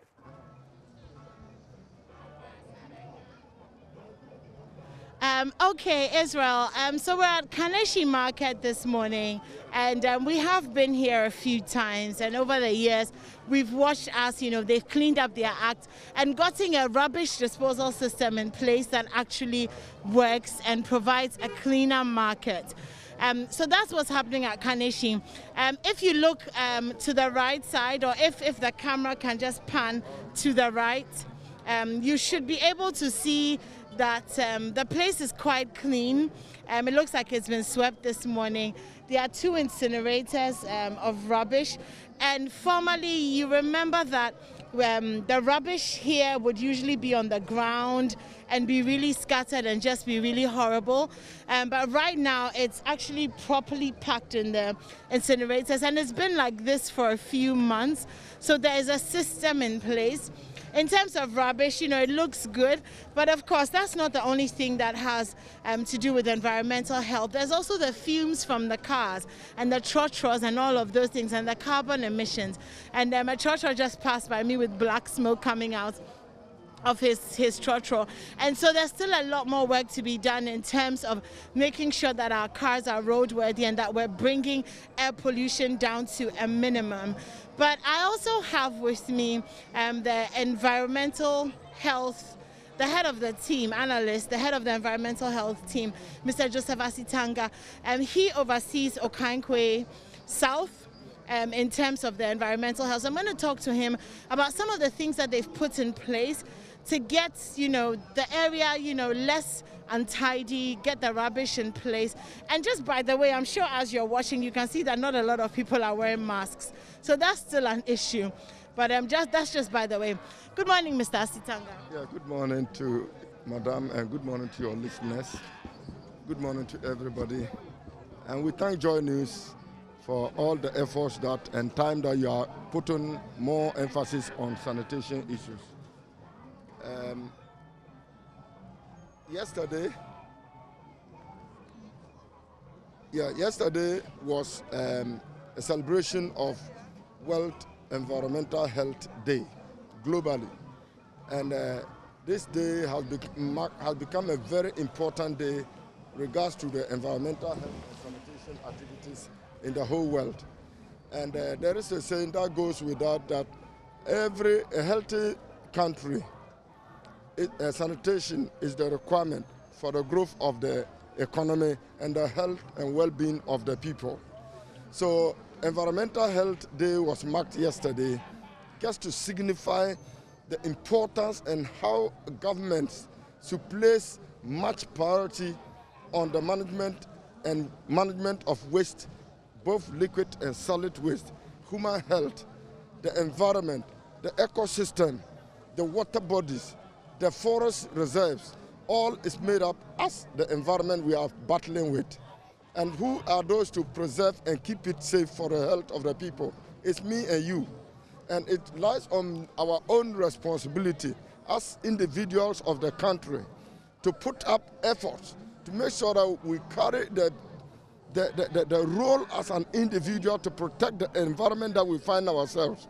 Because the day-to-day report of diseases at the OPDs in the various hospital facilities is as a result of poor environmental sanitation. When you go to check on the record tells you clear all the diseases that are reported daily at the various hospitals are all preventable diseases, which me and you and everybody concerned can protect and prevent it from occurring. So it lies on our responsibility to take sanitation into our own hands.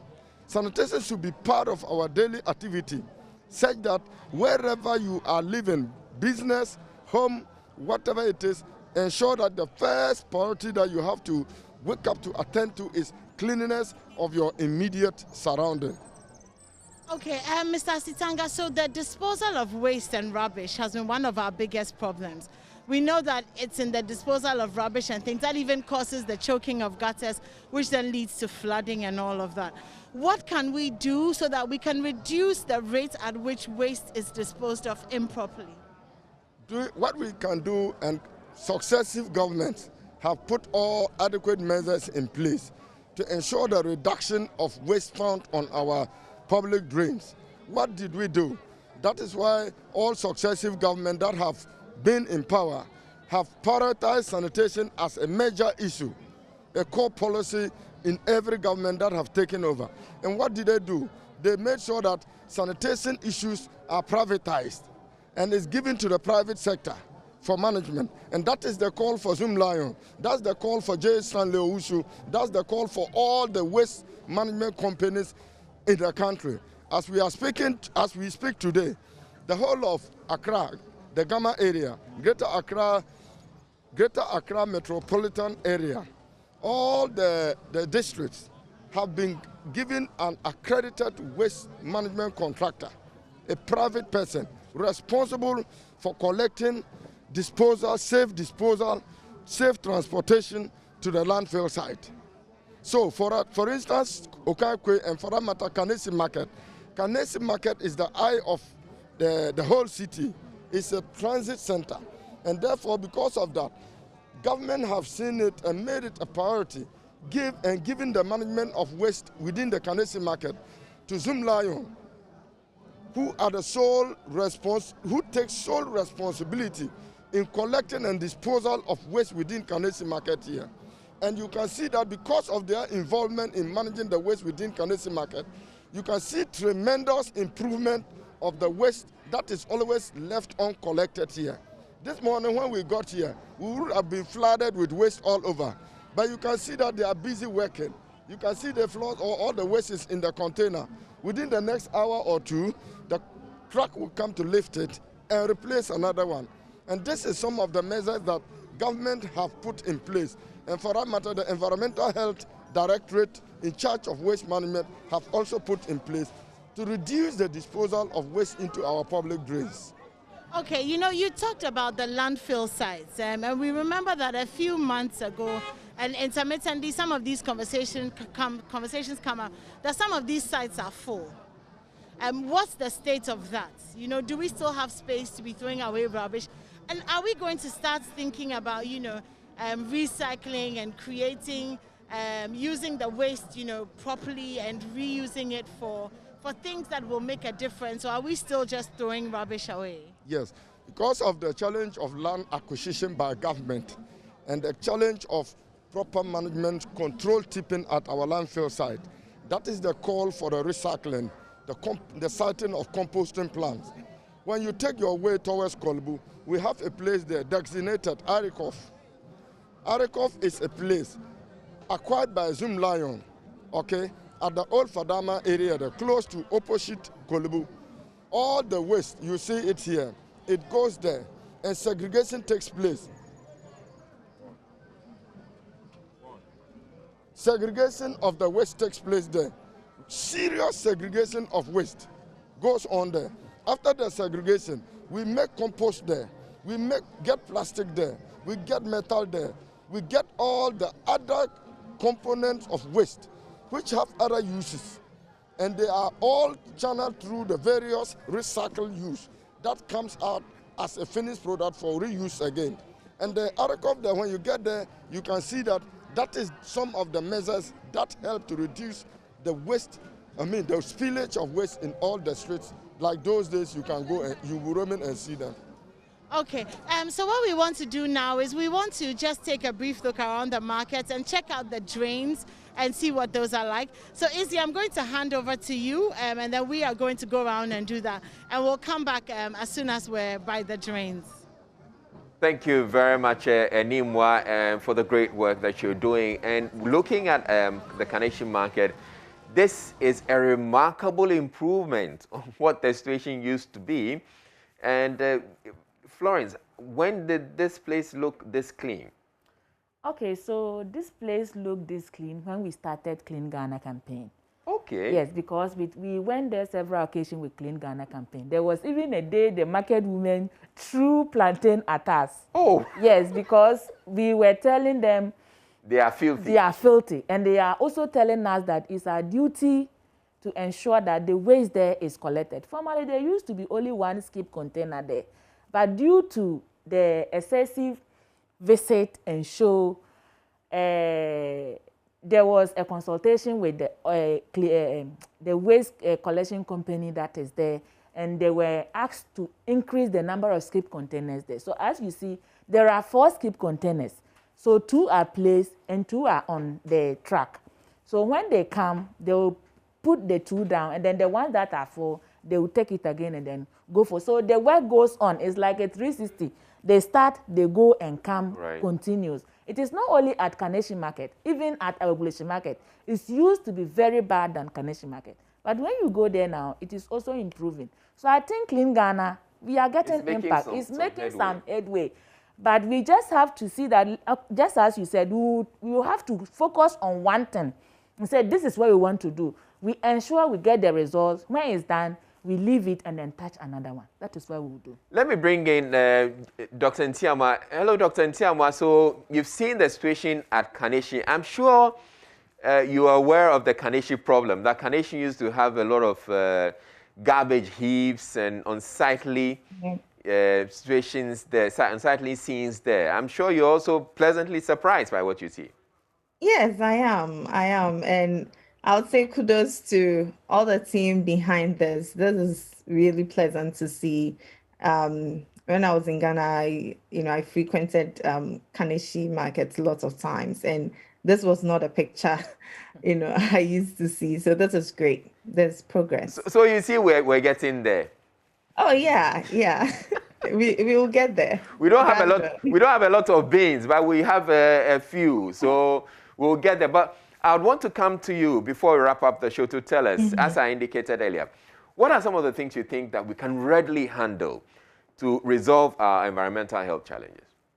Okay, thanks, Israel. And I think since we are wrapping up, I'll just correct one thing too. So I'm actually an environmental engineer, not environmental health practitioner. Okay. Yeah.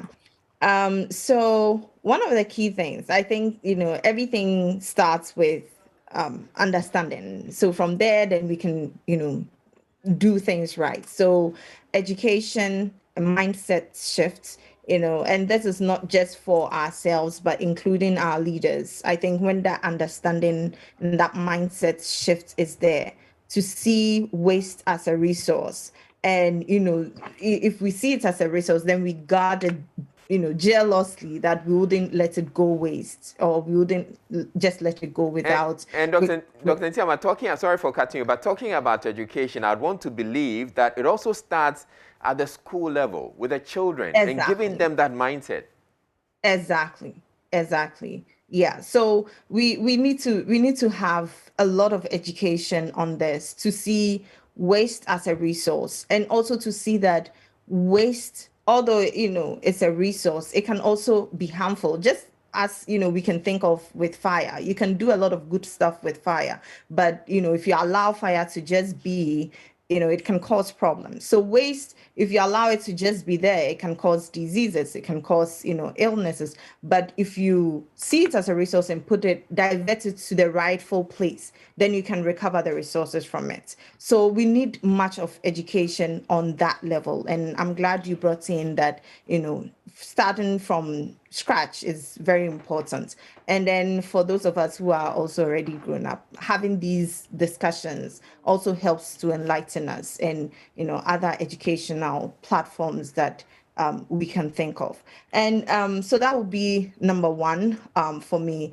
The next thing I think we can do, almost immediately is, we are planning cities, right? We are building communities. There are some communities that have not sprawled out yet.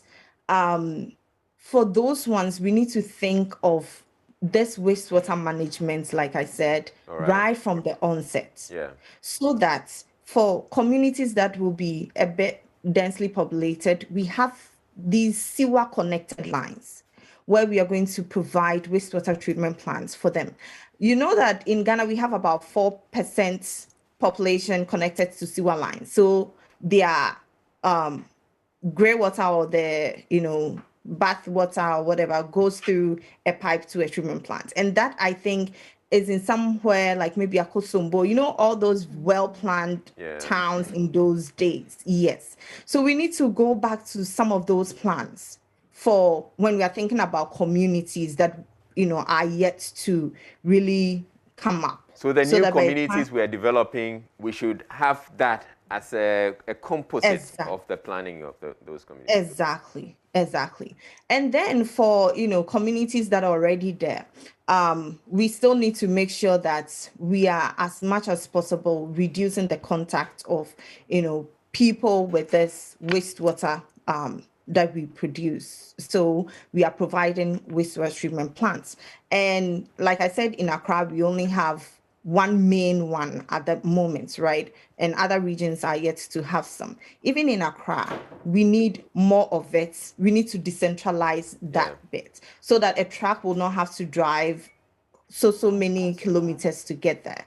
And in citing these wastewater treatment plants, we make sure that we are doing it with, even vegetable farmers in mind. Okay. So that now they'll shift from using unsanitary wastewater to water the vegetables we consume, but now use treated wastewater that is really reusable and it's fit for that purpose. Right. So that is doable once we, prioritize it. Sure. And then one key thing too that I want to highlight is we have open drains in Ghana. And it creates a whole lot of issues because, people dump things. We're talking about littering. People dump things anyhow, and all these get blown away into the drains. Now we can have covered drains, but before we can really have, or when we are thinking of having covered drains, we need to make sure that it will not get all the silt collected in it. It will not get all the silt collected in it at rapid rates. So we need to create more green spaces. When we have more green spaces, trees and green grass and all those things, then we've covered the soil, right? So when there is even rain, there's not washed the soil or the silt is not washed so much into these drains. And all that will be in there will be the water that can easily flow. Because one of my colleagues, civil engineers, told me that, Julia, the reason why we try not to cover the drains is because there is so much silt out there that, if we cover it, silt is going to accumulate. It'll be a lot more difficult to dislodge the silt. Exactly. So that's why I said, thinking of the interconnection between everything we do. So the covered drains and the green spaces. The green spaces will help rainwater to infiltrate the soil, so not a lot will run off. And then those that run off will go into the drains without so much silt. Okay. And I think that's one of the key issues we have. Yeah. Thank you very much. I wanted to talk about landfill sites, but I think because of the time, But thank you very much, Dr. Juliet Ohiming Intiamwa, an a US-based environmental engineer, environmental health engineer. Thank you very much for your insights. And there's some things that I'm sure that Florence Kuchi will go away with. So yes, you've heard, Dr. Intiamwa talk about all the things that she thinks that we can do. But I also want to come to you and ask you how you think that what are some of the things that we can readily look at and tackle so that we can attempt or to be seen to be doing something about our environmental health challenge? Just what she said about the greening. We've even mentioned, our waste management director have mentioned this several occasions at our management meeting, talking about constructing of drain. We should try to green around the drains to prevent silt from filtrating inside into the drains. That is one. Then another one too, I think, is we need consultation, intersectoral consultation. When the government is doing something concerning sanitation, he should consult the technical officers. It shouldn't just be maybe because this person can do this or this person can do that. I talk about the environmental officers being hanged. When you go to the local government ministry, there should have been a directorate for environmental health at the local government ministry, so that when you have your report, challenges and way forward, everything will be collated, sent to the national side. Then they will look at it and forward it to when they have national committee meetings, and some of these things can be looked at. So they should look at creating such a directorate there, so that reporting can flow. There shouldn't be a block of reporting somewhere. And then one thing is, we can also have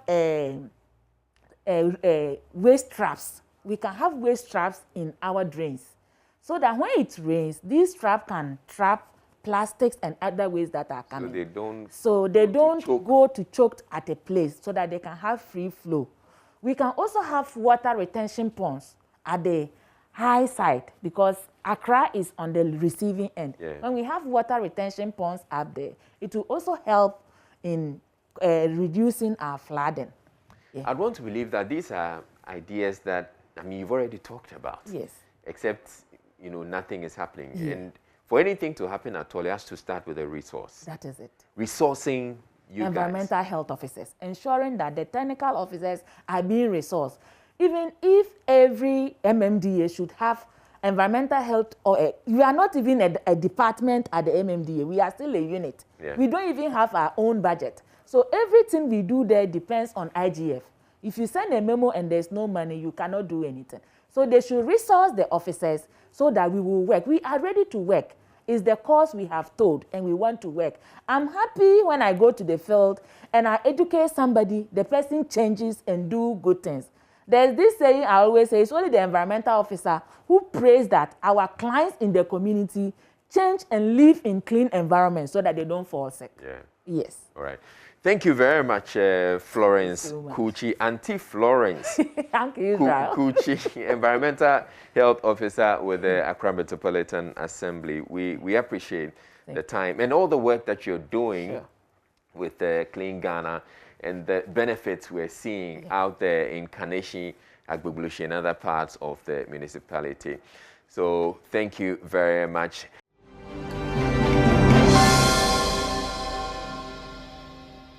Now, the other conversation we're having this morning is about the $2 billion Sino Hydro deal, which was started as the unprecedented barter arrangement to fix Ghana's infrastructural needs and modernize our roads. 3 years after Ghana signed the agreement with the Chinese, JoyNews is learning that government has so far only managed to access $80 million for ongoing projects. So what happened to the Sino Hydro money and the projects it was to fund? Evan Smenson has been finding out for Total Recall.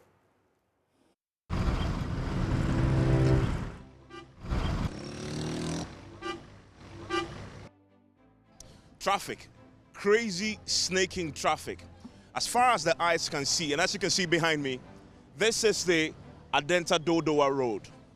It used to be pretty easy to drive on in the morning and in the evening, but it has become a hotspot for traffic and a great border for those who live on this stretch.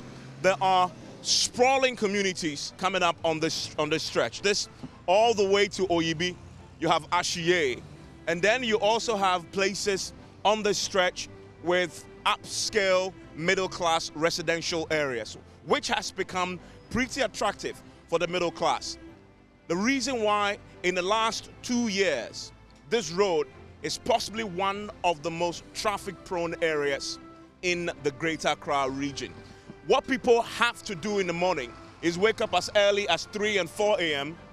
and avoid the main road, because if you stay on the main road, it's going to take you more than 3 hours to make a stretch that would ordinarily take you 20 minutes to travel.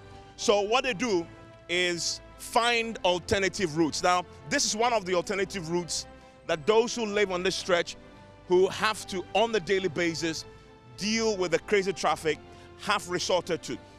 These routes, as you can see in the background, is terrible in its own nature. It's not asphalted at all.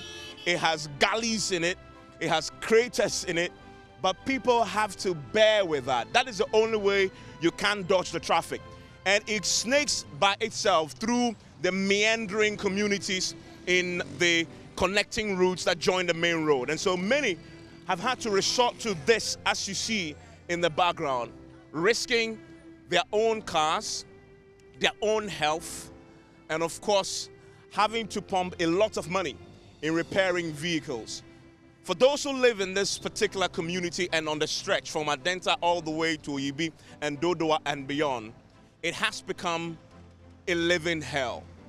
But this is one of the roads that was touted a few years back as one that has been approved under the Sino Hydro deal. It was supposed to have started years ago, but it hasn't started. The promise to get this road fixed and dualized, which was approved by Parliament as part of the first lot of the Sino-Hydro deal, hasn't materialized. And many of the residents in this area and in this community on the stretch are still hopeful that it will happen, that the politicians will keep their promise.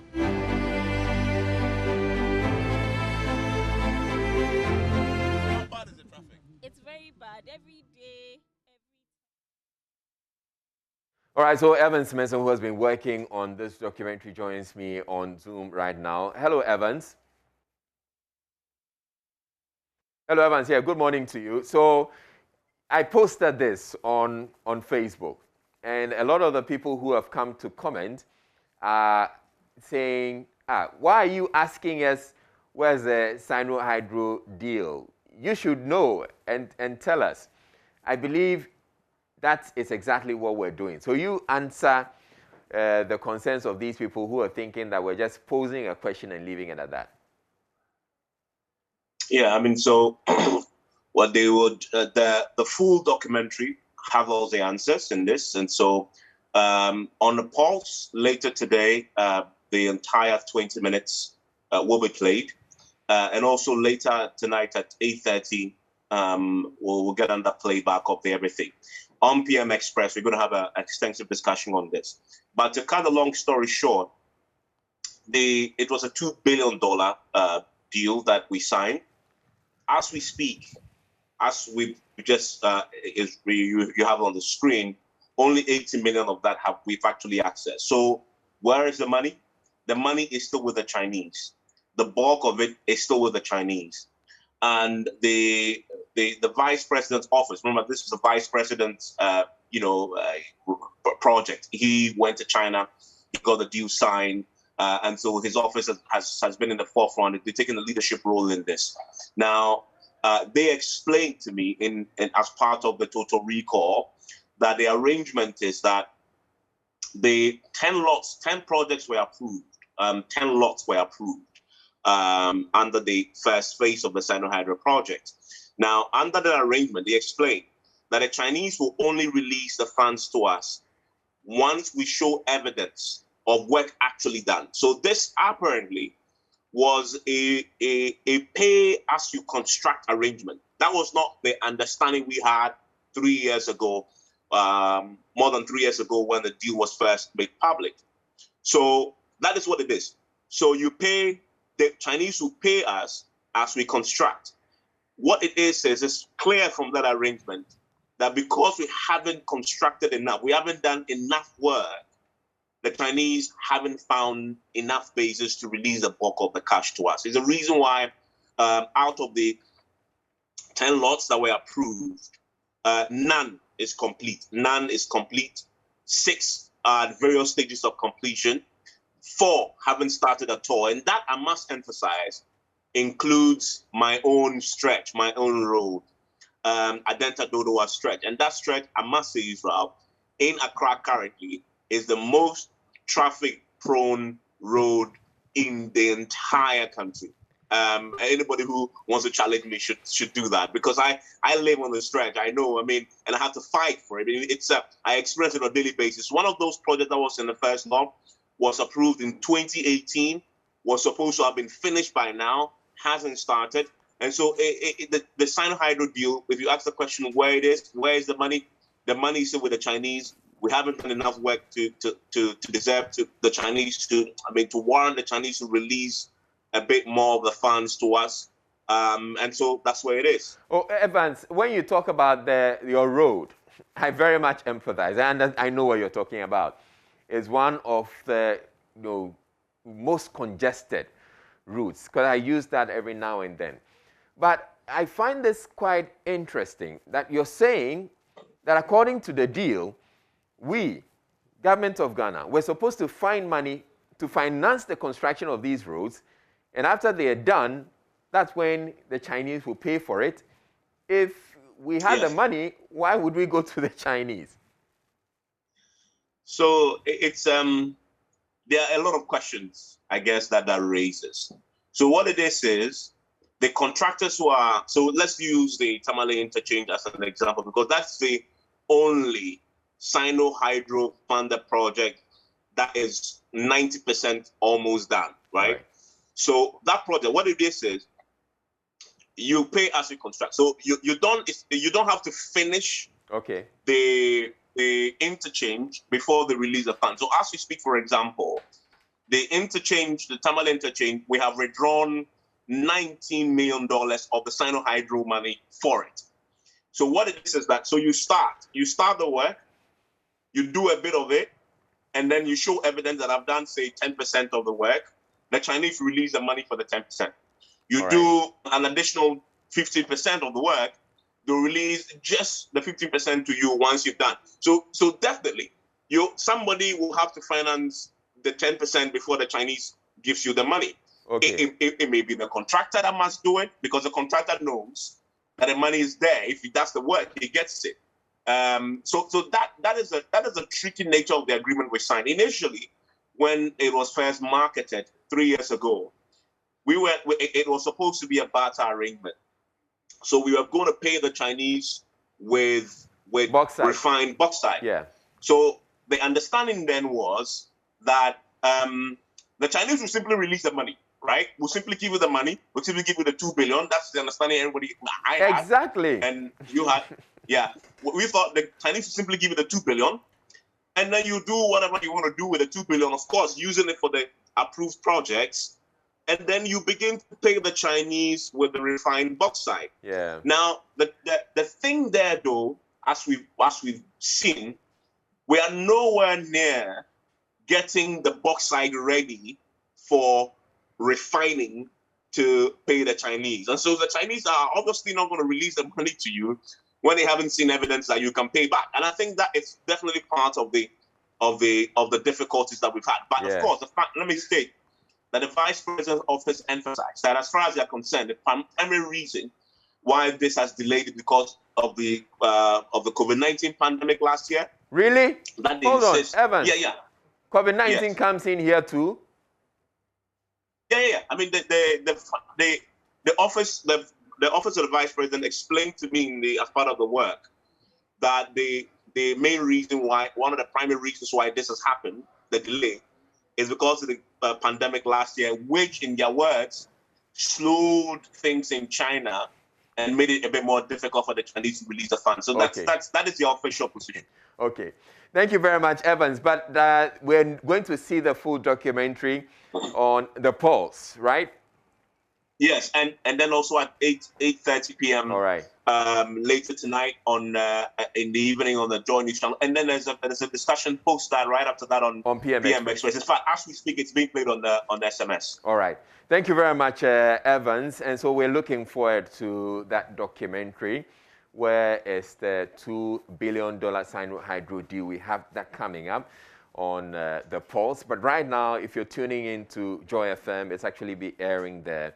But as Evans Mensah explained, later on in PM Express, we're going to have a broader conversation on that.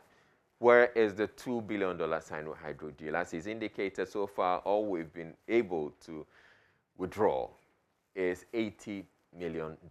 But of course, there are some projects that are ongoing. And now we're learning that the Vice President's office is saying the reason a whole lot of this has delayed has to do with the COVID-19 pandemic. You're here on the AM show. We have a lot more coming up. Oh, yes, we have Simple Man Kante.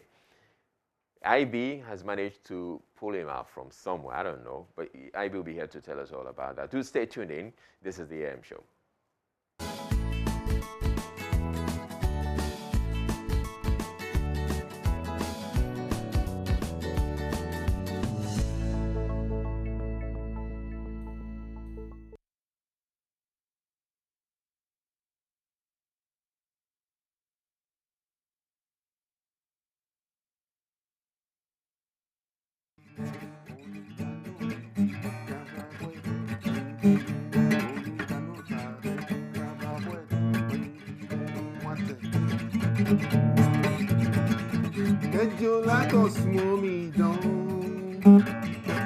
Get you like a smoothie, don't mind get with me, baby, my guy.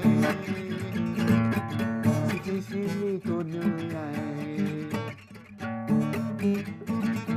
Get you like a smoothie, don't. Get you like a smoothie, don't mind get with me, baby, my guy. See me to do Kamaya, Kamaya, Kamaya, Kamaya, Akemi ya koya.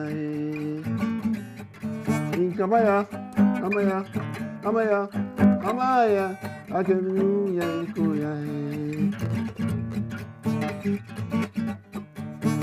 Mon blame you amie, aye, mon blame you amie, mi asidam. Okay.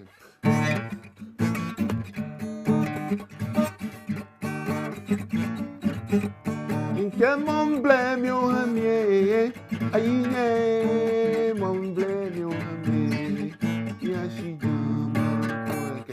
jama machine, mini poacher, jama machine, mini poacher, jama machine, mini poacher, jama machine, coco Ojo riba, koko riba, ojo riba, koko smoke, lelo si, koko smoke, lelo si,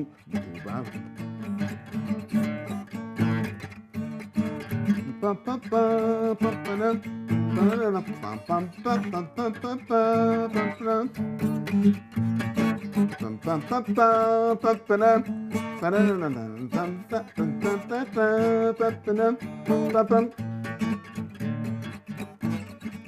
cabra wedding, mami me onu gano chave, cabra wedding, mami jimeni onu gano divi. Mami me onu gano chave, in cabra wedding, mami jimeni mwate. Get you like a smoothie, don't. Get you like a smoothie, don't mind get with me, bad my eye. City shimmy could you Get you like a smoothie, don't. Get you like a smoothie, don't mind get with me, bad my eye. City shimmy could you In Kamaya, Kamaya, Kamaya, Okay, well, I remember the song so much. How old is the song? Should be about 27 years old. Wow, 27. The whole generation is already gone by. 27 years old. Betcha. How long have you been off the music scene? 21 years from the Ghanaian music scene. The absence has been about 21 years. 21 years. What happened? Why did you go off? There were a whole lot of issues, but thank God probably those things ended up making me a stronger person, I don't know. But a whole lot of frustration with all the squabbles and the infighting, music against Koska. Oh, so this fight has been, it dates back. It's how should be an infinite fight, eternity. It's an unending struggle. And for me, it was like, I was torn between my teaching career in Europe and pursuing music. And since I believe in perfectionism and I'm not the sort of split attention type of person, I just couldn't focus my attention on music and teaching. So I decided to, experience the teaching as a new career. So there was a shift, focus. Why was there the fight between Koska and Musica? And which side were you? It's all about money. The one issue is all about my money, your money, we want it, and then everybody wants a portion of the cake. You understand what I'm saying? We all have a share in the cake, and it was quite a fight. And then what happened was the frustration popped up when I was making all the headlines, but not for the purpose of music, but I was making the headlines for all the bad news. music of fighting, Simple Man Kante, Charles Amoa, Osei Kofi, blah, blah, blah, fighting Cosca. So in fact, it was a real deal. And it got to a point where it was simply too much for me. Okay, so you just told me something, right? You are not the multitasking type. So Yeah. you decided that you're going to go with your teaching in Europe than the music, because the music was giving. After 21 years, what is making you think you want to come back? What is giving you the drive? Two things happened, which indirectly, is it multimedia? Yeah, company? multimedia. There's a multimedia company is involved. Oh, really? What happened? I'm interested. Indirectly involved. I came home 3 years ago, and there was, I think, a subsidiary company. Yeah, Joy FM. Joy FM. They organized a party at a rooftop I attended somewhere around the airport. 90s Jam, Joy FM 90s Jam, Okay. Silver Star Towers. Okie dokie. Yeah. So exactly. I was there. That was a turning point when a guy, approached me. And he really pierced my heart and my soul with his words. I mean, he was like, "Oh, sir, why have you done this to me?" I said, "What do you mean? I'm here at the party. I haven't done anything." He said, "Yes, but because of you, I decided to quit school and pursue music career. And then suddenly you disappeared. Whoa, You're okay. nowhere to be found." My brother, it struck me like a thunderbolt. I would say he messed up my night at the party. I wanted to stay all night long, and the party was so good. I mean, Andy Dustin and the others, I mean, they were spinning heaven out on earth that night. It was great, the atmosphere, the people, the attendance. I've never attended any party in Ghana like that. Don't worry, in January it'll happen again. So Yeah. So what happened was, these guys were struck me. He said, "Look, I gave up everything just because of you." So that's one part of it. The rest, if I should go on, it will make me emotional. So this guy, I went back home. I couldn't stay at the party. Again, it sucked my energy out for the party. Hold on. Time is not our friend here. Yeah. Yes, so this was reason. The first one. The second one, on the 26th of July, people started inboxing me that there's somebody on Facebook asking where is Simple Man Kante, blah, blah, blah. So people started inboxing me. I ignored it. 3 days, I was still getting the message, blah, blah, blah, blah. So finally, I gave in. People were warning me, be careful, Facebook, people can use identities or whatever.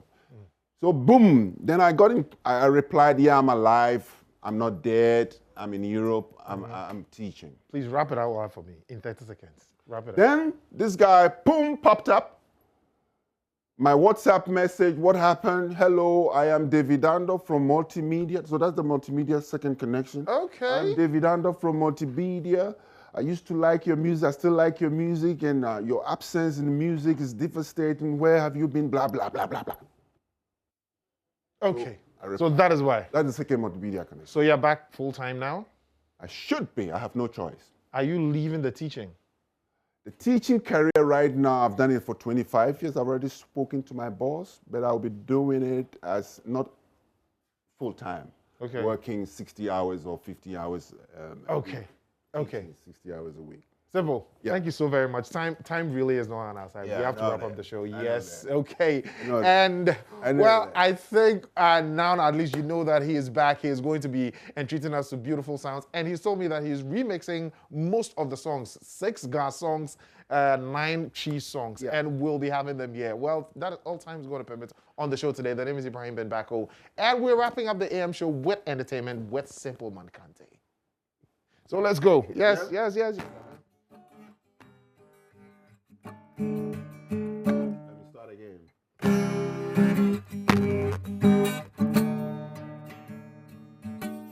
Boy, every boy, obi momo bie, no man central fie, eye ya mini.